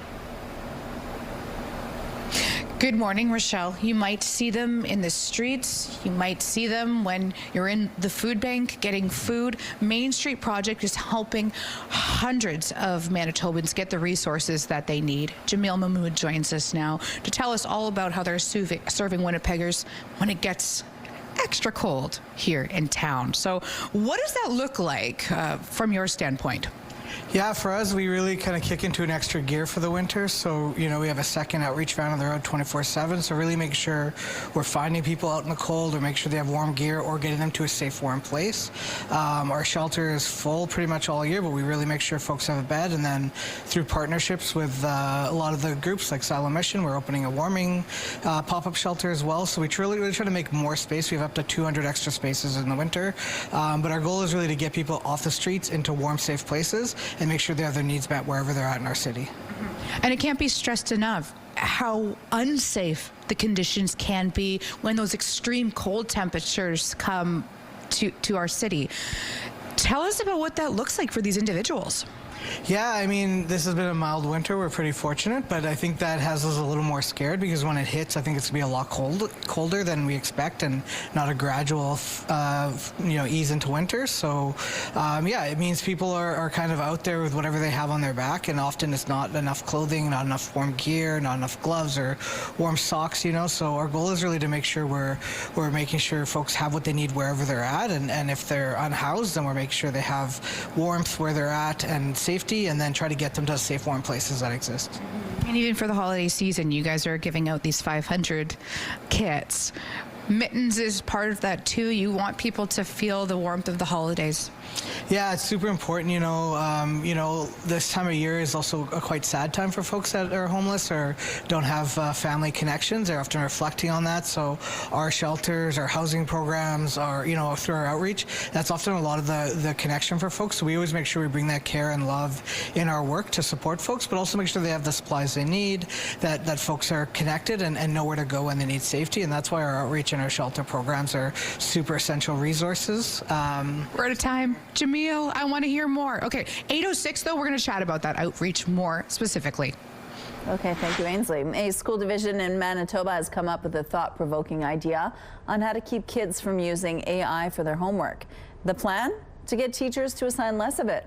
CTV's Alex Carpa explains. A consistent classroom trend has emerged among students over the last few years. We noticed that the students were having problems with homeworks. Alain Laberge believes AI and other online tools have played a role in this shift. The school division he works for recently issued new guidelines for teachers recommending that homework be assigned in moderation while encouraging students to read on their downtime at night. We have not forbid homework. What we're telling them is the easiest thing and one of the best thing is to read. Laberge believes AI is impacting how students complete their homework. They would just simply turn around and ask AI questions and just write down the answers, which we believe is not really useful. It's not the way, it's not critical thinking. Teachers are being asked to be careful of the types of homework they give out to ensure AI isn't being used as a copying tool. Michael Holden believes it makes sense not to be grading work that is being sent home with students. When I send homework home, I don't know if the student did that on their own or if they had help from a parent or from a sibling or a tutor, or plugging it into Google or plugging it into a chatbot and asking it to answer the questions for them. Other professors like David Gerhard say finding a balance is important. Finding some way to allow students to learn the power of these tools, but also learn how to do the material themselves is going to be the balance. We're not trying to demonize AI. That's not what we want parents to understand. It's just like AI and homework is not necessarily a good combination. For Laberge, he says he just wants to see students succeed and is confident this policy will keep them on the right path. Alex Carpa, CTV News, Winnipeg.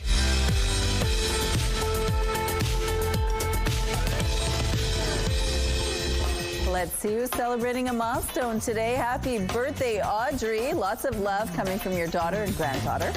Happy 7th birthday, Holt. Love, Aspen, Wolfie, Mom, and Dad.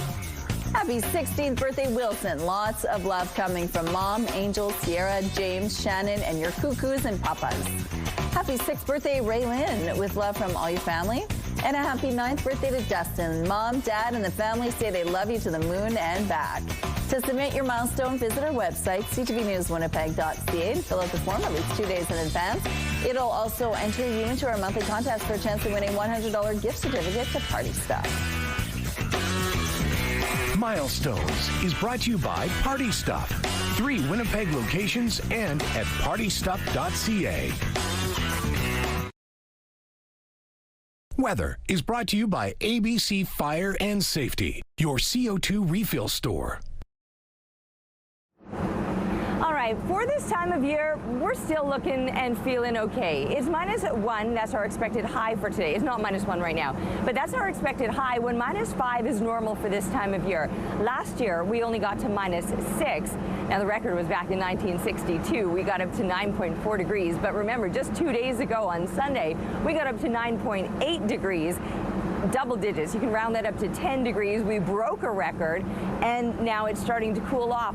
Interestingly enough, this is the exact same weather pattern that we experienced this very time last year, where that last week of November, we were in double digits, or at least high single digits, and then slowly started to watch those temperatures fall off, and by the start of December, minus double digits for daytime highs. And we're going to continue to watch that exact same pattern repeat itself. -3 is where we're sitting right now with the west wind 22 clicks. That wind could get stronger. It was a little bit stronger earlier this morning, and it still could increase at times, gusting to 50 kilometers per hour today. We're going to deal with heavier clouds across the entire province, and every now and then I'll see a snowflake, but the bulk of the flurry activity is off through southwestern Manitoba or right along that very southern border. There's another flake of snow. Possibility of a few flakes flying across northern Manitoba again today, but everybody will still be above seasonal, even if we're not quite cracking the freezing mark today. A Winnipeg Street Census report from 2024 found that a quarter of people experiencing homelessness in Winnipeg are seniors. Former Liberal MLA for River Heights, John Gerard, is raising awareness about the issue and working to find solutions to prevent seniors from losing their homes. Dr. John Gerard joins us now. Good morning, John. Good morning. Thank you so much for joining us. It's good to see you. Yeah. And now, this is concerning. Talk about some of the numbers that you're seeing when it comes to seniors and seniors being homeless. Well, a quarter of the people who are homeless are seniors, and when I talk to various individuals, they tell me that the fastest growing segment of the homeless population is seniors. And I mean, this shouldn't be happening, right? It is not normal to have seniors living in tents and encampments, and we as a society need to do a whole lot better. We need to look after our seniors. Absolutely. What do you think is happening? Why do you think they're ending up homeless? Well, I think that some of these people are renters who don't have family members in Winnipeg, and for a variety of reasons are short of the money to pay for their rent, and all of a sudden end up homeless, and they just don't know what to do. They're scared of. There could be many other factors as well. The price of food is up, the fuel's up, inflation, all of that. Do you think all of those factors have also added to the hardship for them? Yeah, I'm sure that these various factors contribute. It's made it more difficult for people who are seniors, who are alone, who may not have worked as much during their career, and don't have as much in the way of resources, and all of a sudden, you're faced with a situation where you can't afford to live the way you have been living, and so a senior ends up on the streets. I've been working with Nancy Chippendale, who's an anti-homelessness advocate for the last several years. We've already produced a couple of reports, and this time we've got the forum, and we're also going to produce a report again, but it focuses on seniors, because I think this is a really critical group of people who we should not be allowing to be homeless. We should make sure that there's a place for them, and that they're not in desperate straits. Were you surprised with this outcome?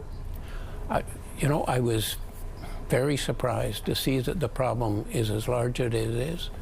1/4 of people being being seniors of the homeless population, and talking with people in the stories. One of the reasons why we've got the forum is to bring a better understanding, a better attention to this, and look at ways that we can in fact improve the situation, both preventing seniors from becoming homeless, and when they do become homeless, being able to react quickly and help get them into a housing and into a safe place for them. Okay, let's talk about this forum. It's happening on Sunday. Yep. Who are you hoping will be there?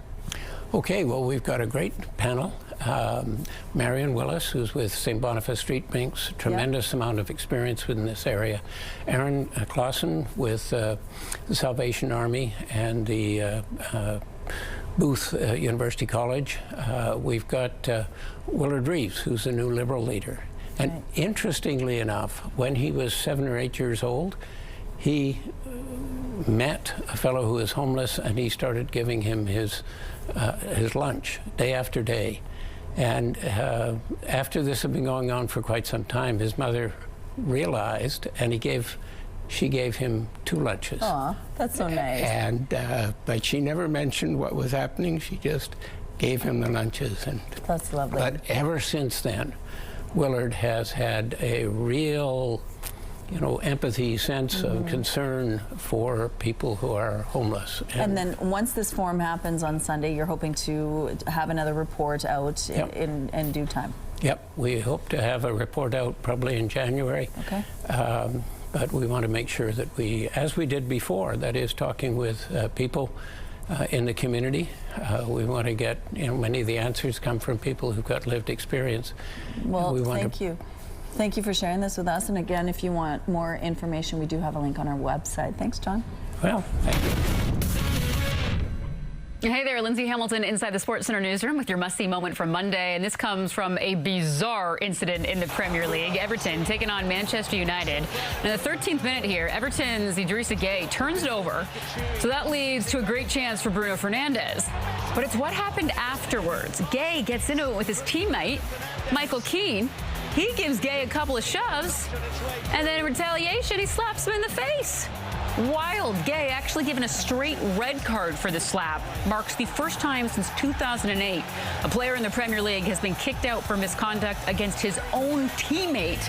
But despite going down to 10 men, Everton actually won the match 1-0. That right there, your must-see moment. Bananas. Meanwhile, tonight on TSN, it is game 1 of the CHL versus USA Prospects Challenge. Pre-game coverage begins at 7:30 p.m. Eastern Time.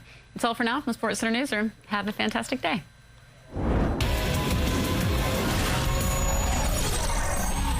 The TSN Must-See Moment is brought to you by Super Blinds, helping your home get holiday ready with Blinds by Hunter Douglas. It's Tuesday, November 25th, an early morning blaze in the Centennial neighborhood. How many times has this structure been damaged by fire in just the past 2 years? Paying cash up front, why a new twist on bail reform in Ontario is considering gets a chilly reaction among some in Manitoba's legal community. And the dramatic transformation of a downtown Winnipeg retail icon passes a major milestone on its way to becoming a hub of community and connection. Your Morning Winnipeg starts right now.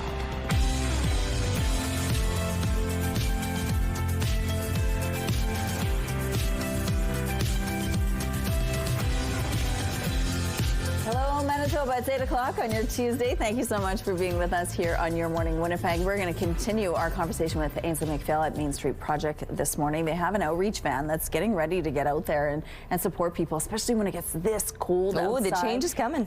And this is not even all that cold. Yeah, this is kind of nice so far, right? That's just it. Yes, the real change up. We're going to be feeling it. By the time the weekend rolls around, we're going to be like, wait a second. To think that from one weekend to the next, we went from plus double digits to minus double digits as daytime highs. Yeah, that's where your head is like, what's going on? Anyway, let's take a look outside and see what is happening. Is that ice? Looks like it, yeah. Is that ice? That does, oh. Don't step on it. Whatever you do, don't go out there and try to step on that. It's certainly not frozen over, but it does. Actually, I've seen a few little formations of ice. I walk around near the area quite frequently. But anyway, yeah, don't do anything crazy and try to step out onto that water because it's not frozen, even if it does look to be somewhat icy. -3, let's get back to the numbers, shall we? North winds are 22 kilometers per hour. The pressure is rising. The humidity is sitting at 89%.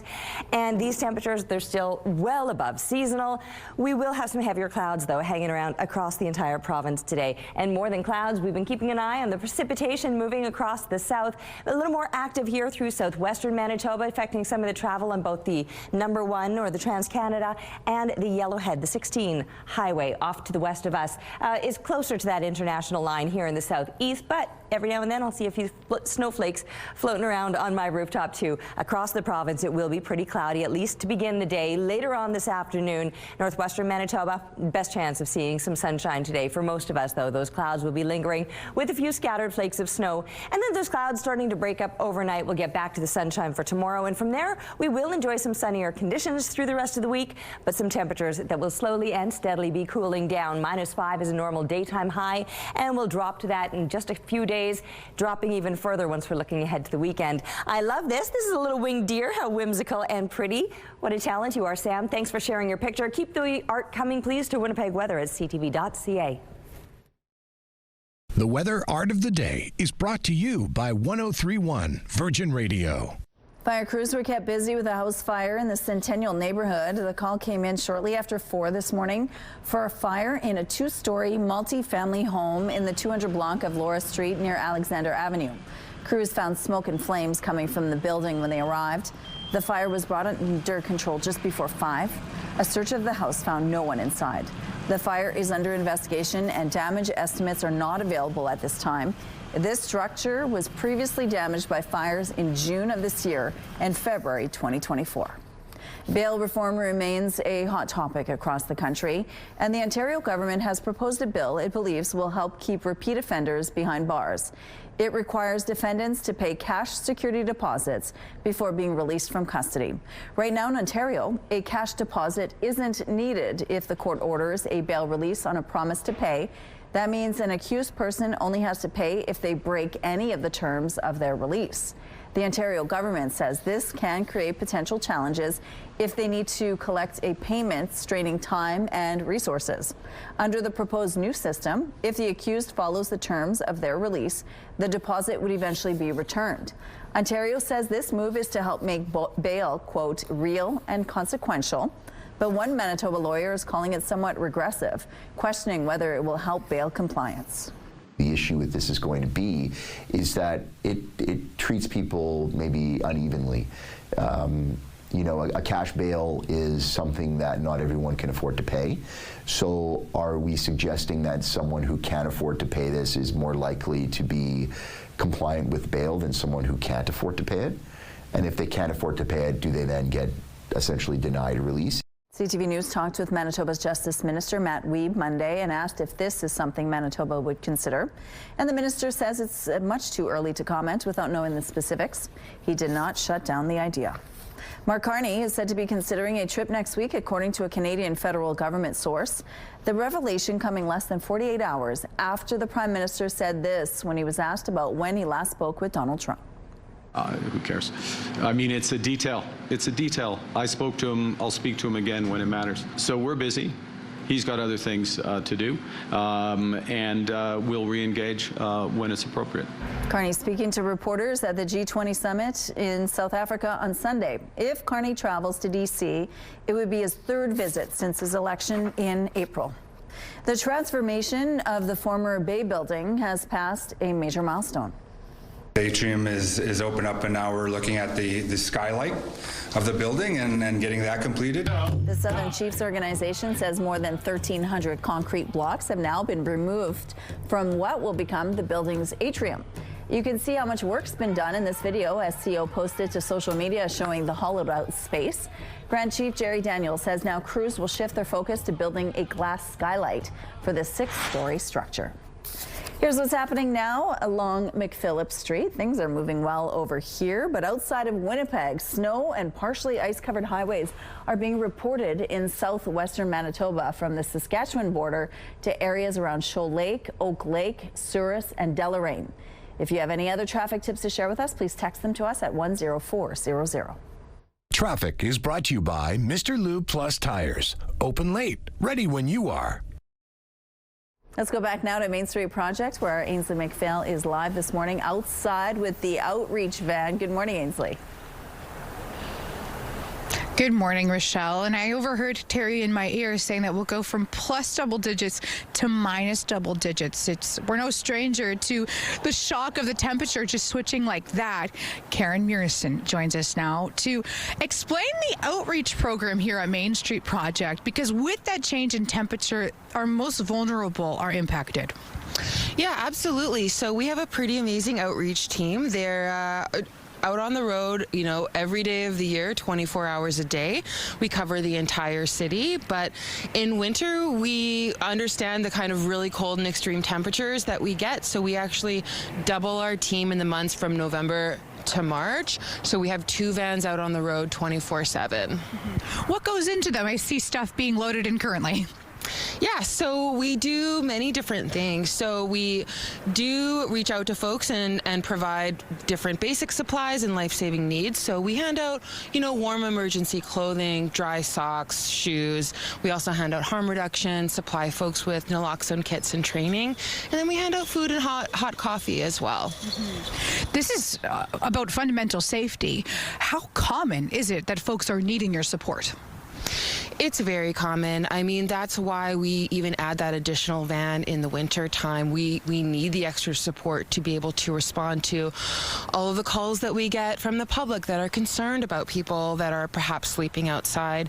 And, we know with the extreme weather and when folks are unsheltered, the risk of illness and injury greatly increases. So we want to make sure that we can get to everybody in good time, offering rides to shelters, to warming spaces, often to hospital, just to get the support that they need.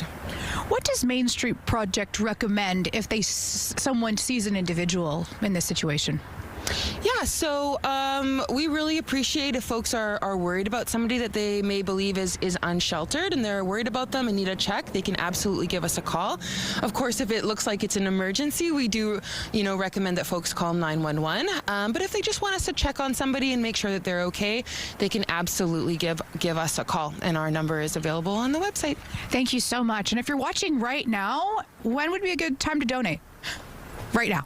Yes. See you at 8:38. Thank you, Ainsley. Cochrane, Alberta is home to the Good Vibes Memory Choirs. They're made up of people living with dementia or memory loss, along with their loved ones or caregivers. And for the first time, the two choirs practiced together for an upcoming performance. CTV's Kevin Fleming was there. I only like hippopotamuses. They sit in the back row following the direction of the choir leader to hit all the right notes. Jane McLaughlin and her mom Pat Reed say the Good Vibes Memory Choir has become a big part of their lives. I love music for one thing, and I knew that my daughter loved music, and I thought this is some way we can be together, and I think that's special. There's certainly some memory loss here with my mom. She's 89 now, and it's just such a great opportunity to get her involved with other people, to get her singing, to get back to her roots, which is all about the music. Erica Fairberg says the choir started in Victoria, BC as a research project where brain activity was recorded when singing alone versus in a group setting. Those with memory loss singing by themselves struggled with a lot of activity in the damaged part of their brains. When we brought the choir back in to sing with them, so a social context, the rest of the brain lit up because it was the undamaged parts of the brain that started to work when they were together. So there's something that happens when we sing together, not sing by ourselves, but sing together. Many with memory loss aren't thrilled to come to choir, but that all changes when the music starts. My mother always tells me, oh, I can't sing, Jessie. I don't want to go to choir, but we come and she loves it. So she really enjoys it when she gets here. Rick Berg says by the end of choir practice, all the members are much more social, and many sign up for upcoming performances. Some of the staff are going, boy, our loved ones here, they're having better days, and they're eating better, they're sleeping better. We don't have science behind that yet. Just people sharing that. The two memory choirs have 85 members, but organizers continue to welcome more singers to the program. Kevin Fleming, CTV News, Cochrane. There's a look now through the Bathfitter Live Eye. Bathfitter, your bath and shower experts for more than 40 years. The sun is up now. We just won't see a whole lot of it today because these heavier clouds are going to be hanging around pretty much across the province, pretty much throughout the day. As far as the temperatures go, though, we are well above seasonal. Mid-minus teens, that would be normal lows here through southern Manitoba. And you can say instead we're just a few degrees below the freezing mark, getting into the more minus single digits through central, and then mid to high minus single digits across northern Manitoba. But again, just for a reference point, high minus teens or even low minus 20s would be normal low temperatures across the north. We've got some heavier clouds pretty much across the entire province today, and the snow moving here across the most southern stretch. Southwestern Manitoba has been seeing the bulk of that. A few scattered flakes of snow here in the southeastern side. I've even seen a few flakes of snow when I've been upstairs on the rooftop this morning. -3 expected as kids get settled into the classroom. -2 by the time the lunch period rolls around. And then -1 is our expected high. That is above seasonal, -5 a normal daytime high. I know we've been spoiled with the plus-digit temperatures. That all comes to an end. In fact, it was double digits this past weekend, but minus double digits for this coming weekend. So a huge slide after we're reaching those seasonal values. There will be a fair bit of sunshine, though, to enjoy throughout this week. We're taking a break right now, but we'll be back with Your Morning in Winnipeg. When you give a child a winter coat, you're giving a child the means to go to school on a cold day, a chance to play outside. When you give a child a winter coat, you're giving them the freedom to create warm winter memories, because no child should be freezing cold. Kids should be able to go outside and have fun. Donate to Coats for Kids. Drop off new or gently used winter wear at these participating businesses. Proudly sponsored by United Way Winnipeg and CTV. NVIDIA shares are facing downward pressure on a report that Meta Platforms is in talks to spend billions on Google's AI chips, suggesting the internet search leader is making headway in efforts to rival the industry's best-selling AI accelerator. Meta is in discussions to use the Google chips known as Tensor Processing Units, TPUs, in data centers in 2027. The information reported, citing an unidentified person familiar with the talks. Now, the information says Meta also may rent chips from Google's cloud division next year.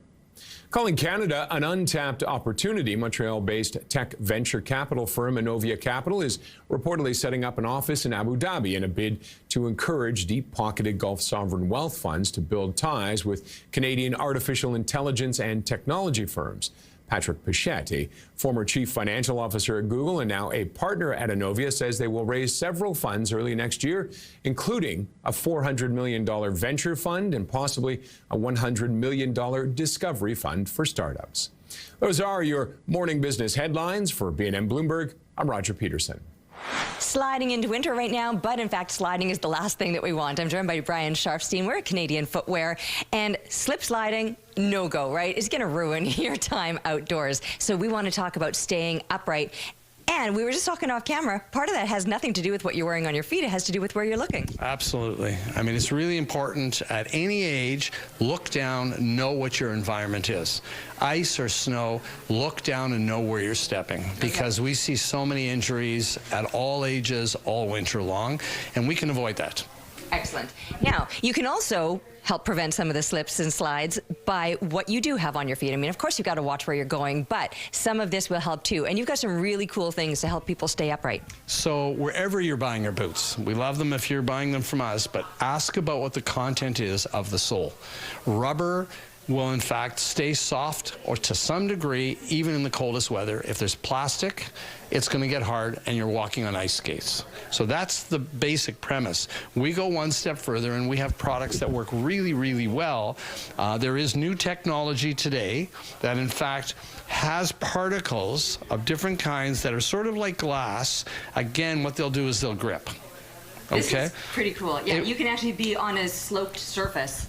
Right. And you'll stay upright. The other thing is, don't feel that you need to have a very deep grip, because deep grip on any boot holds the snow.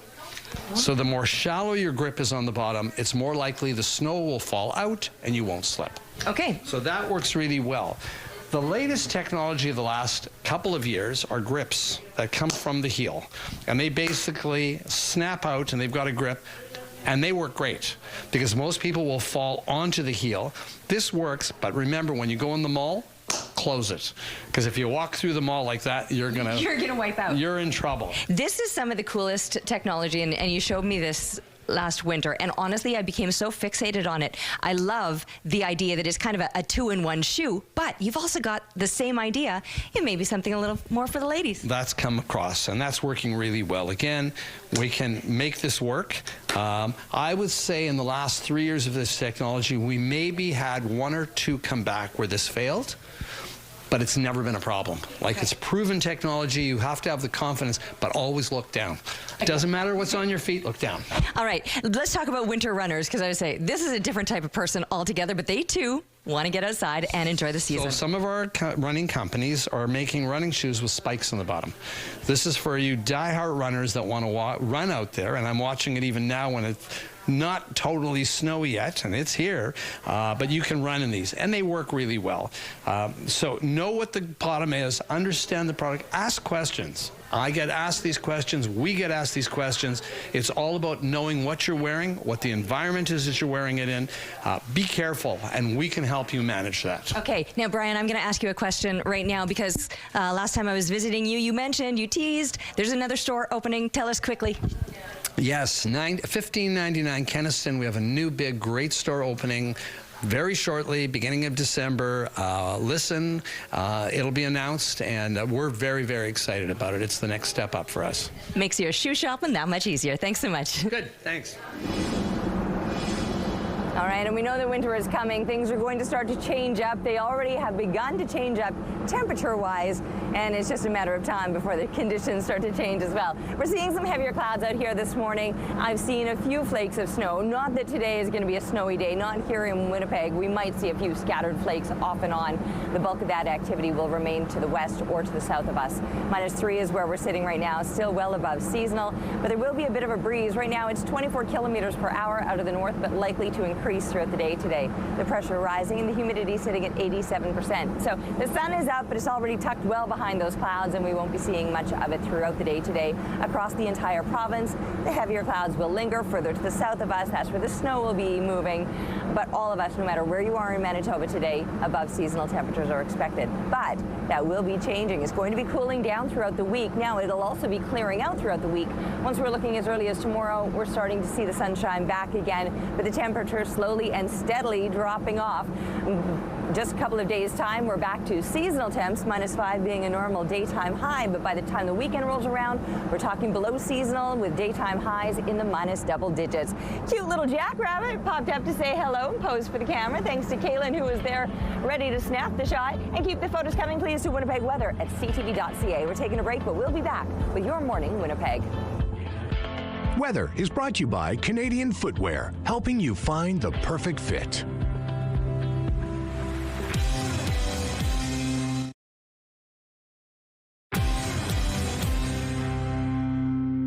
Welcoming our travel expert back to the show, Jen Weatherhead Harrington, joining us this morning. Good morning, and good to see you again, Jen. Thanks so much for having me. Okay, so anybody who knows me knows I'm living for my next vacation. So I love the idea of maybe some travel-themed gift ideas or travel-themed parties, and that's exactly what we're talking about today. Yeah, exactly. We're talking everything from perfect gifting and traveling the world to the perfect hosting as well. Okay, excellent. All right, where would you like to begin then? Let's start with doing some gifting. So I always think that HomeSense is kind of that one-stop shop where you can kind of get all these perfect gifts, especially when it comes to food and drink. They have gift baskets, they have hot chocolate, they have flavored coffees and different coffee advent calendars, little tea gift sets as well. And you can really travel the world when you go to HomeSense too, because we have chocolates from Italy, from Belgium, we have biscuits from the UK, they have little serving boards, cheese, charcuterie serving boards, serving platters. Really great spot to just kind of go in, pick up stuff. Some of it is even pre-wrapped as well. So HomeSense for all of those gift giving ideas. I love that. I mean, I love the idea of how eclectic and unique the gifts are there, but also the price points are so good. So you could really feel good about shopping there. And then honestly, that impulse aisle right before the till. Oh, I know. There I spend an extra hour alone. All right, let's talk about some of those travel themed parties now. Yeah, so let's take a little trip to Italy, because I think whenever you go to Italy, you think of things like cheese and prosciutto di Parma. And so prosciutto di Parma is a great way to kind of elevate your hosting during the holiday season. You want to make sure that you're getting the authentic stuff, though. You want the things that have no nitrates, no nitrites, no hormones. It's preserved just with pork and salt and that ancient tradition. And the way you're going to test this out is to make sure that you're looking for that label on the packaging that says prosciutto di Parma. It says protected designation origin, and that's going to really make sure that you're getting the authentic stuff. And you can get this at prepackaged at Costco or in an Italian grocery store. But just for your hosting, you could do amazing crostinis, a little bit of goat cheese, some confit or roasted tomatoes, half a slice of prosciutto di Parma on there with some basil, or you could do a sweet and savory option with ricotta, some fig jam, and half a slice of prosciutto di Parma as well. Perfect to take to a holiday party or if you're hosting yourself.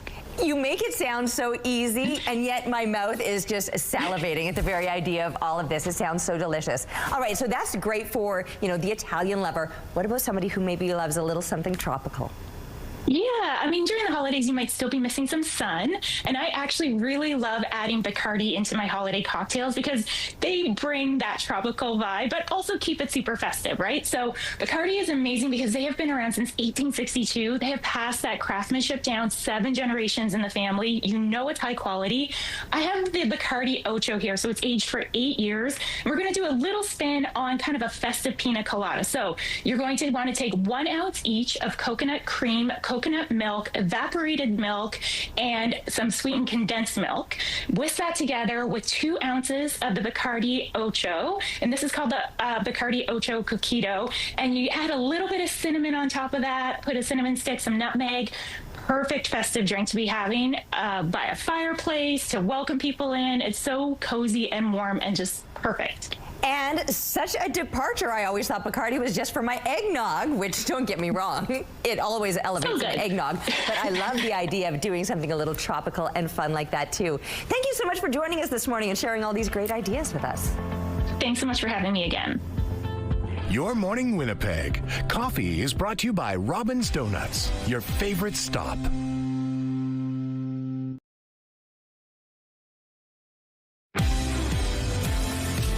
All right, it's mild outside compared to what is normal this time of year. We do have some heavier clouds hanging over the city, though. -3 is where we begin with winds out of the north, 24 kilometers per hour. The pressure is rising and the humidity is sitting at 87%. We've been spoiled. There's no other way to explain it. Double digits this past weekend, plenty of sunshine. Even yesterday, things were feeling so good and looking so good, beautiful and bright. That's not at all the case today. We've got some heavier clouds hanging over us. However, temperature-wise, we are still above seasonal, so nothing wrong with the mercury, but it is starting to cool down and starting to become a little more active with the precipitation that we're seeing in flurry form all along this very southern stretch of the province. The bulk of that activity will remain north, south. Did I glitch out there? Sorry. Anyway, he's going to remain south of the border. We're not going to be seeing a whole lot here in Manitoba. -1, that's what we're expecting for a high temperature today, with winds out of the north at times gusting to 50 kilometers per hour. Overnight, dropping off to -6, still staying well above seasonal. -5, that would be a normal daytime high. Even tonight, we're going to be closer to that number than what is normal, which would be about -14. We might still deal with those stronger winds and a few extra clouds, but they'll be clearing out for tomorrow. A little more sunshine expected, slightly cooler temperatures, and it continues to cool through the rest of the week. -3 for tomorrow. I mentioned -5 is normal for this time of year. We're back to seasonal temps Thursday and dropping off further from that number, sliding right on down into the minus double digits as we look ahead to the weekend. The bodies of 2 men in their 40s have been recovered in 2 separate drownings in northern Manitoba. RCMP say authorities pulled one of the bodies from the Nelson River near Norway House over the weekend. They say footprints leading to open water were discovered near Cross Lake, and that led to the recovery of a second body. Mounties are warning people to stay off the ice and urged caution to those trying to walk on or cross waterways that appear to be frozen. There are calls for BC to revisit its ban on hunting grizzly bears. It comes following a string of high-profile grizzly bear attacks, including one last week that sent 4 people to hospital, 3 of them young children. A group of 20 elementary students and teachers were attacked Thursday. In that case, 2 bears have been caught so far and are being investigated for their connection to the attack. The BC Wildlife Federation is among the groups calling for a lifting of the hunting ban, which has been in place since 2017. A school division in Manitoba has come up with a thought-provoking idea on how to keep kids from using AI for their homework.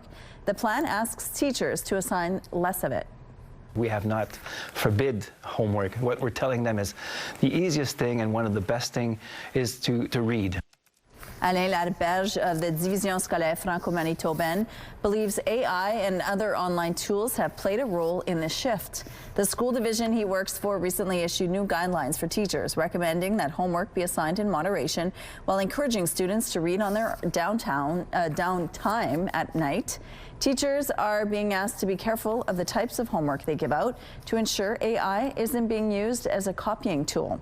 Education professor Michael Holden believes it makes sense not to be grading work that is being sent home with students. When I send homework home, I don't know if the student did that on their own or if they had help from a parent or from a sibling or a tutor or, plugging it into Google or plugging it into a chatbot and asking it to answer the questions for them. Other educators believe it's important to find a balance that allows students to harness the power of AI to enhance their learning.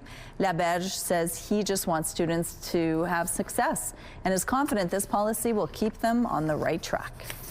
CTV News Winnipeg is building another toy mountain, and there's a few ways you can help. You can drop off a new unwrapped toy on Saturday, November 29th at Access Storage on Lowson Crescent from 1 to 4 p.m.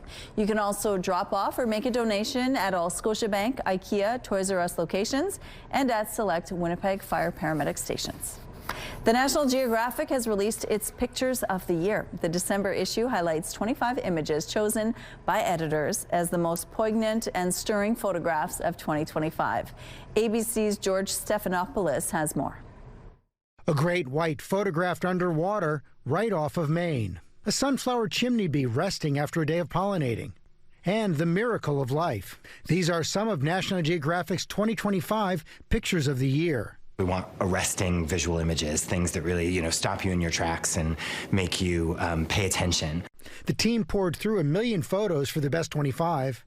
In Argentina, after a once vibrant trade route collapsed, 2 brothers had to pivot. He and his brother are using their horses to take people on educational horseback riding tours, so inventing a new kind of tourism activity that brings them a livelihood in place of what they were doing before, but very true to their cultural traditions.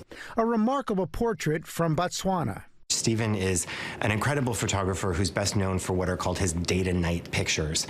And he takes up to 1,500 photographs over the course of an 18 to 36-hour period. Each image captures a snapshot in time across our planet, documenting our connection to the animal world and nature's breathtaking beauty. This was actually just recently discovered. It's an annual migration of 6 million antelope in South Sudan that most people have never seen, or it is in fact the largest animal migration on the planet. We always really want to transport our readers. We want to make them feel like they're in the scene. They're maybe seeing something they've never seen before or never thought, existed. And I think one of the things that I really felt this year looking at these pictures that I hope people come away with is a feeling of hope and optimism.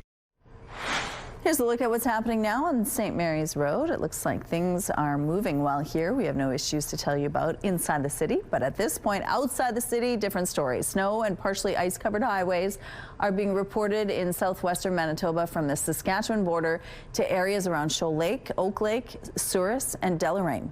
If you have any other traffic tips to share, please text them to us. Here's a look at your gas prices. The Canadian average is $1.34. The provincial average is lower at $1.28. In Winnipeg, the average is $1.26. And the lowest price in the city is $1.14. All this info is on GasBuddy.com. The Price at the Pump is brought to you by the Kidney Foundation. Help by donating your card today. For our question of the day, we wanted to know, do you plan to spend more or less on the holidays this year? Addie says, I have no ambition to go into a mall. I will be spending less and designating what I can manage for each person to gift cards. Lori hopes to spend less this year and says, I tend to go crazy at Christmas as I want everyone to have amazing and fun experiences, but I do overspend and I need to realize it's not necessary. Jackie is definitely cutting back on spending this holiday season because from Christmas dinner to gift things have just gotten so expensive. Thank you so much for your responses this morning. Let's go now to Ainsley McPhail, who's live at Main Street Project. If you're looking to give this holiday season, Main Street Project might be a good option for you. Good morning. Good morning, Rochelle. Yeah, everybody thinks Black Friday, Cyber Monday. What about Giving Tuesday? That's just around the corner. Another thing that you can give, though, is your time. And here to talk about volunteers is Kyla Walton. Good morning, Kyla. Good morning. Thank you for having me on today. Oh, we're really happy to have you. Tell us a little bit about the volunteer experience here at Main Street Project. Yeah, so we have many volunteer experiences. It's a great way to give back. Like you said, if you can't give money, giving your time is really, really important. So we have different opportunities here. We have sandwich making, we have clothing sorting. You can help us put our gift bags together. We put gift bags for all of our community members so that they also have a present to open. 500 of them this year too. How long does that take? A few groups in a few hours, groups of 10. So yeah, we really encourage groups to come in, and it's a lot of fun. And with the colder weather, snapping so soon, there's more demand for volunteers as well. Speak to the need. Yeah, so our demand does definitely increase, and we're always looking for socks and for toques, and then volunteers really help to organize that. They help to organize the system so then it's ready to be given to our community members, and that everybody's hands are warm, feet are warm and dry, and toques are available. When it comes to the volunteers themselves, you got folks from all walks of life and all personalities. Tell us about who's the best candidate. So everybody's a good candidate because you're here to give back. You have big hearts, and we really encourage groups to come right now. Groups make it more lively, and it's just a lot of fun, especially with sandwich making. Sometimes we make it competitive. Who can make the most sandwiches? So I really encourage to come down, and let's see how many sandwiches you can make. You've got my wheels turning now. I'm like, hockey teams. Okay, you got a hockey team. You got a big family. I don't know how many kids or grandkids you have, but thank you, Kyla. I really appreciate this. Main Street Project is in need in so many different ways for the holiday season. We're supporting Winnipeggers at the end of the day. So head to a link on our website with more details on how you can do that. Okay, well, thank you for that, Ainsley. Let's go out to the rooftop now. How's it feeling? I mean, not bad. It's just that adjustment, and we all kind of have to wrap our heads around the fact that we've been very spoiled and we're about to not be. So Mother Nature, she's kind of yanking the rug out from underneath us, and it's going to be an adjustment, especially where we're headed. We're not going to get there today, and it'll be a slow decline throughout the week, but just know by the time the weekend rolls around, we're going to be feeling it. Right now, we're sitting at -3 with some heavier clouds out here and a moderate wind out of the north, 24 kilometers per hour. The pressure is rising, and the humidity is sitting at 87%. With these heavier clouds, the possibility of some scattered flurries. We've been watching on the satellite image that all of the activity, the bulk of it anyway, is moving through southwestern Manitoba, or right along that very southern line, with actually the real bulk of all of the activity staying stateside, so south of the international border. Through northern Manitoba, though, the heavier clouds will linger. You might see a few scattered flakes of snow. Best chance of seeing some sunshine will be northwestern Manitoba for later on today when those clouds begin to break up and clear. We'll see those clouds clearing out overnight and through tomorrow, getting back to the sunshine again, but these temperatures slowly and steadily declining. Still expected to watch it rise today to a high of about -1. -5 is actually normal for this time of year. But with the sunshine returning, it'll be a little bit cooler tomorrow, and a little bit cooler, and a little bit cooler. And then those minus double digits, yeah, that's what we can expect this weekend. Taking a break right now. We'll be back with more on CTV Morning Live. Garage Masters, your complete garage specialists.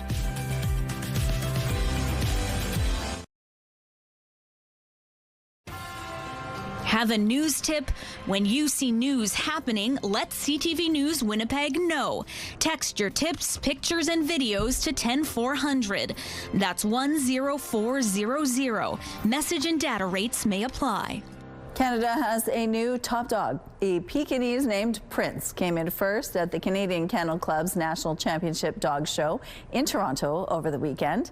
Prince and his owner collected the Best in Show honor and its $5,000 prize. Prince also took top honors in the toy division. The event brought together 814 dogs from across the country, representing 135 breeds. A sanctuary for monarch butterflies in central Mexico has opened to visitors. Monarchs migrate more than 4,000 kilometers south every fall from Canada and the U.S. to Mexico's milder winter climate. This year's migration began November 2nd when the reserve recorded the first arrival, but it officially kicked off Saturday. The number of butterflies doubled last year when compared with the year before. That is attributed in part to reduced drought conditions. With Christmas just a month away, Winnipeg businesses are taking stock of their Christmas trees. For those waiting to trim, there's no shortage this year. In fact, demand is down. CTV's Joseph Bernacki has more on this tree trend. A chainsaw levels off the base of this pine tree at Ron Paul Garden Center. It will soon be covered with ornaments and tinsel in a customer's house. Ray Dubois, the center's owner, has been watching consumer demand for real trees go down since the COVID-19 pandemic. They had extra money because they couldn't go on trips, so let's make it a real Christmas, right? So we saw our peak then. Since that time, though, it has dropped off and it's kind of leveled out now. Dubois says the pandemic caused a surge in tree supply as tree farms adjusted to keep up with demand. He says it takes several years for those trees to hit the market.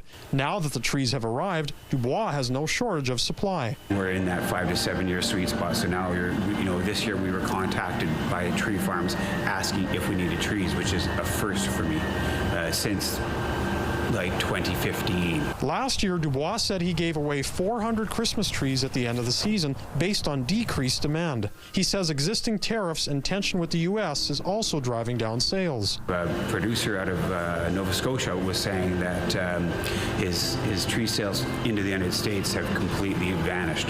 However, that hasn't slowed tree sales everywhere locally. Just down the street at St. Mary's Nursery Garden Center, owner Carla Hertzina says while the price of Christmas trees have gone up, real tree enthusiasts have kept up the demand. The people that are coming in looking for fresh cut trees, they are an adamant fresh cut tree person, and they are still finding some good selections of trees that are out there. The owners say only time will tell how many trees will be left at the end of the season. Back at Ron Paul, Mike Herman and his wife Giselle are committed to fresh trees. They say it's a must-need for their holiday season. We've never not had a real tree. We've always had a real tree. So now we have a combination. We have one fake, one real. Yeah. Who doesn't love Christmas? Yeah. You know? It makes Christmas real. Christmas is gotta have a tree. Joseph Bernacki, CTV News, Winnipeg. As my son gets older, sometimes I find myself out of touch with the hottest toys. And then all of a sudden there's nieces and nephews to buy with, and I am at a loss. So Rachel Node joining us this morning, and you have all the ideas, I guess, regardless of the ages, right? Yeah. We're hitting all the T's in your family, the toddlers, the tweens, and the teens. Perfect. All right. Where do you want to begin with some of those great gifts? You know, when my son Tristan was younger, I wanted to find him toys that were fun and functional for him, but I also wanted them to look nice in my house because you know they get scattered all around your house at all times when the kids are little. Can I tell you how far that toddler and baby essentials have come? I went to HomeSense. I found a never-ending assortment of perfectly priced gift items for everyone on your list, from toddler toys to books to baby essentials. I picked up these fun little toys that were great for, helping baby with their fine motor skills, but they also look amazing. If they are like in your living room, you won't even mind. I also picked up these beautiful books that are perfect for reading baby, on a snowy winter's night, and you can shop them all at your local HomeSense. I love that, and I know what you're talking about with the aesthetic of some of the HomeSense toys. They really do go with your bougie interior too. All right, what else is on your list today? Beauty trends are not just for makeup and skincare anymore. In fact, they have slid into the world of slime with Gooey Gooey. Brought to you by Moose Toys, Gooey Gooey really works like a beauty trend. Kids follow 5 steps with 13 collectible scented slimes to sort of create and twist and play their way. There's 4 different textures. There's clear, there's gloss, there's butter, and there's cloud. And each kit comes with a surprise charm and a mystery figurine, so no 2 slimes are the same. But similar to a beauty trend, Gooey Gooey really does create that sort of sense of play. And it has all the ASMR goodness that tweens love. This is going to be a hot one this year. Okay, I'll trust you on that one. I'll put that on my list for the young ones. All right, how about another age group? Where are we moving now? Into the teens? Yeah, they can often be hard to buy for, but if you want to, score some cool parent points this Christmas and gift them with the Nintendo Switch, now's the perfect time to do it. Just in time for Black Friday, you can get the Nintendo Switch, the Nintendo Switch Plus Sports Plus Leg Strap bundle. The Nintendo Switch Sports is so fun to play. You can kick and spike and hit your way to victory through 8 different games. Soccer players are really going to love the leg strap. It holds the Joy-Con controllers and it turns their real life leg movements into in-game action. So it's perfect. And right now you can get it for $420, save yourself about $70, but it's perfect for families who want to get into the action this holiday season. Very nice. How about any last ideas before we run out of time? I love a game night on a snowy night. When it comes to game nights, Asmodee is the world's largest distributor of board games. They have everything for everybody, around the table, whether they're a toddler, a tween, or a teen, just in time for their 30th anniversary. The toddlers will love the Spotted Classic. The tweens will love the Brick Like This. And the teens will love the Just One game. They can all be played as a duo or part of a team, but they just make your game night so much more memorable. I do love a game night. I love how it brings the whole family together and you really create those bonding experiences and the wonderful memories to go with it. Rachel, thanks so much for joining us this morning and sharing all these great ideas. Thanks for having me. All right, it's not quite looking wintry out there, but we're a step closer to those conditions, I suppose. We've got some heavier clouds, and I've seen all of 5 snowflakes so far this morning.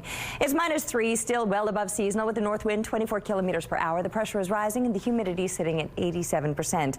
So yes, with those clouds, there has been some activity showing up, mostly through the southwestern part of the province, although even that you can see is starting to taper off. The bulk of that will stay south of the border today, but parts of southern Manitoba, a few flakes of snow here or there. Heavier clouds for today, but still well above seasonal temperatures. -5 would be normal for a daytime high, and we're going to climb above that. Well, we're already above that, but making another couple degree gains to -1 today. Increasing amounts of sunshine, but cooler temperatures to come. By Thursday, we're back to those seasonal temperatures, and it continues to drop off after that. We were in the plus digits, double digits this past weekend, but this coming weekend, minus double digits. It's going to be a big change up through this week. We're taking a break, but we'll be back with Your Morning Winnipeg.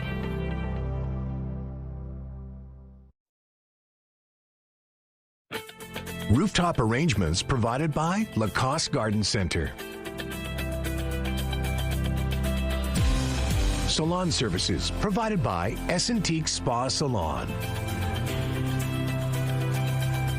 Before we say goodbye this morning, we're going to send you off with some fun video. Check out this hockey playing Tots smooth moves.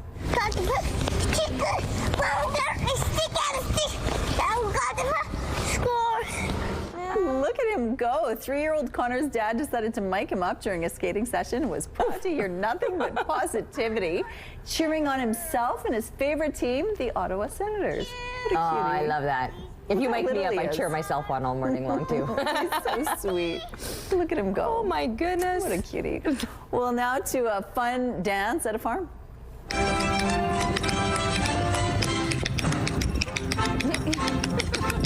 A prince on the bridge of a castle, It's not the chicken dance, but one with a goat. This man is tap dancing his way into people's hearts with a baby goat in one arm and others in the background. Nice. Well, this little girl has found a new friend. What's he doing? He's just sitting in your hands. Yeah. Pretty. Oh. It's my best friend. Little Heidi and her family found this toad on their walk and brought him home. It was love at first sight, and if you're wondering, she gets to keep him and named him Turtle. Looks like they have a I love it. friendship. Give him a little kiss. I love that. Have a great day. We'll see you tomorrow. Don't lick the toad.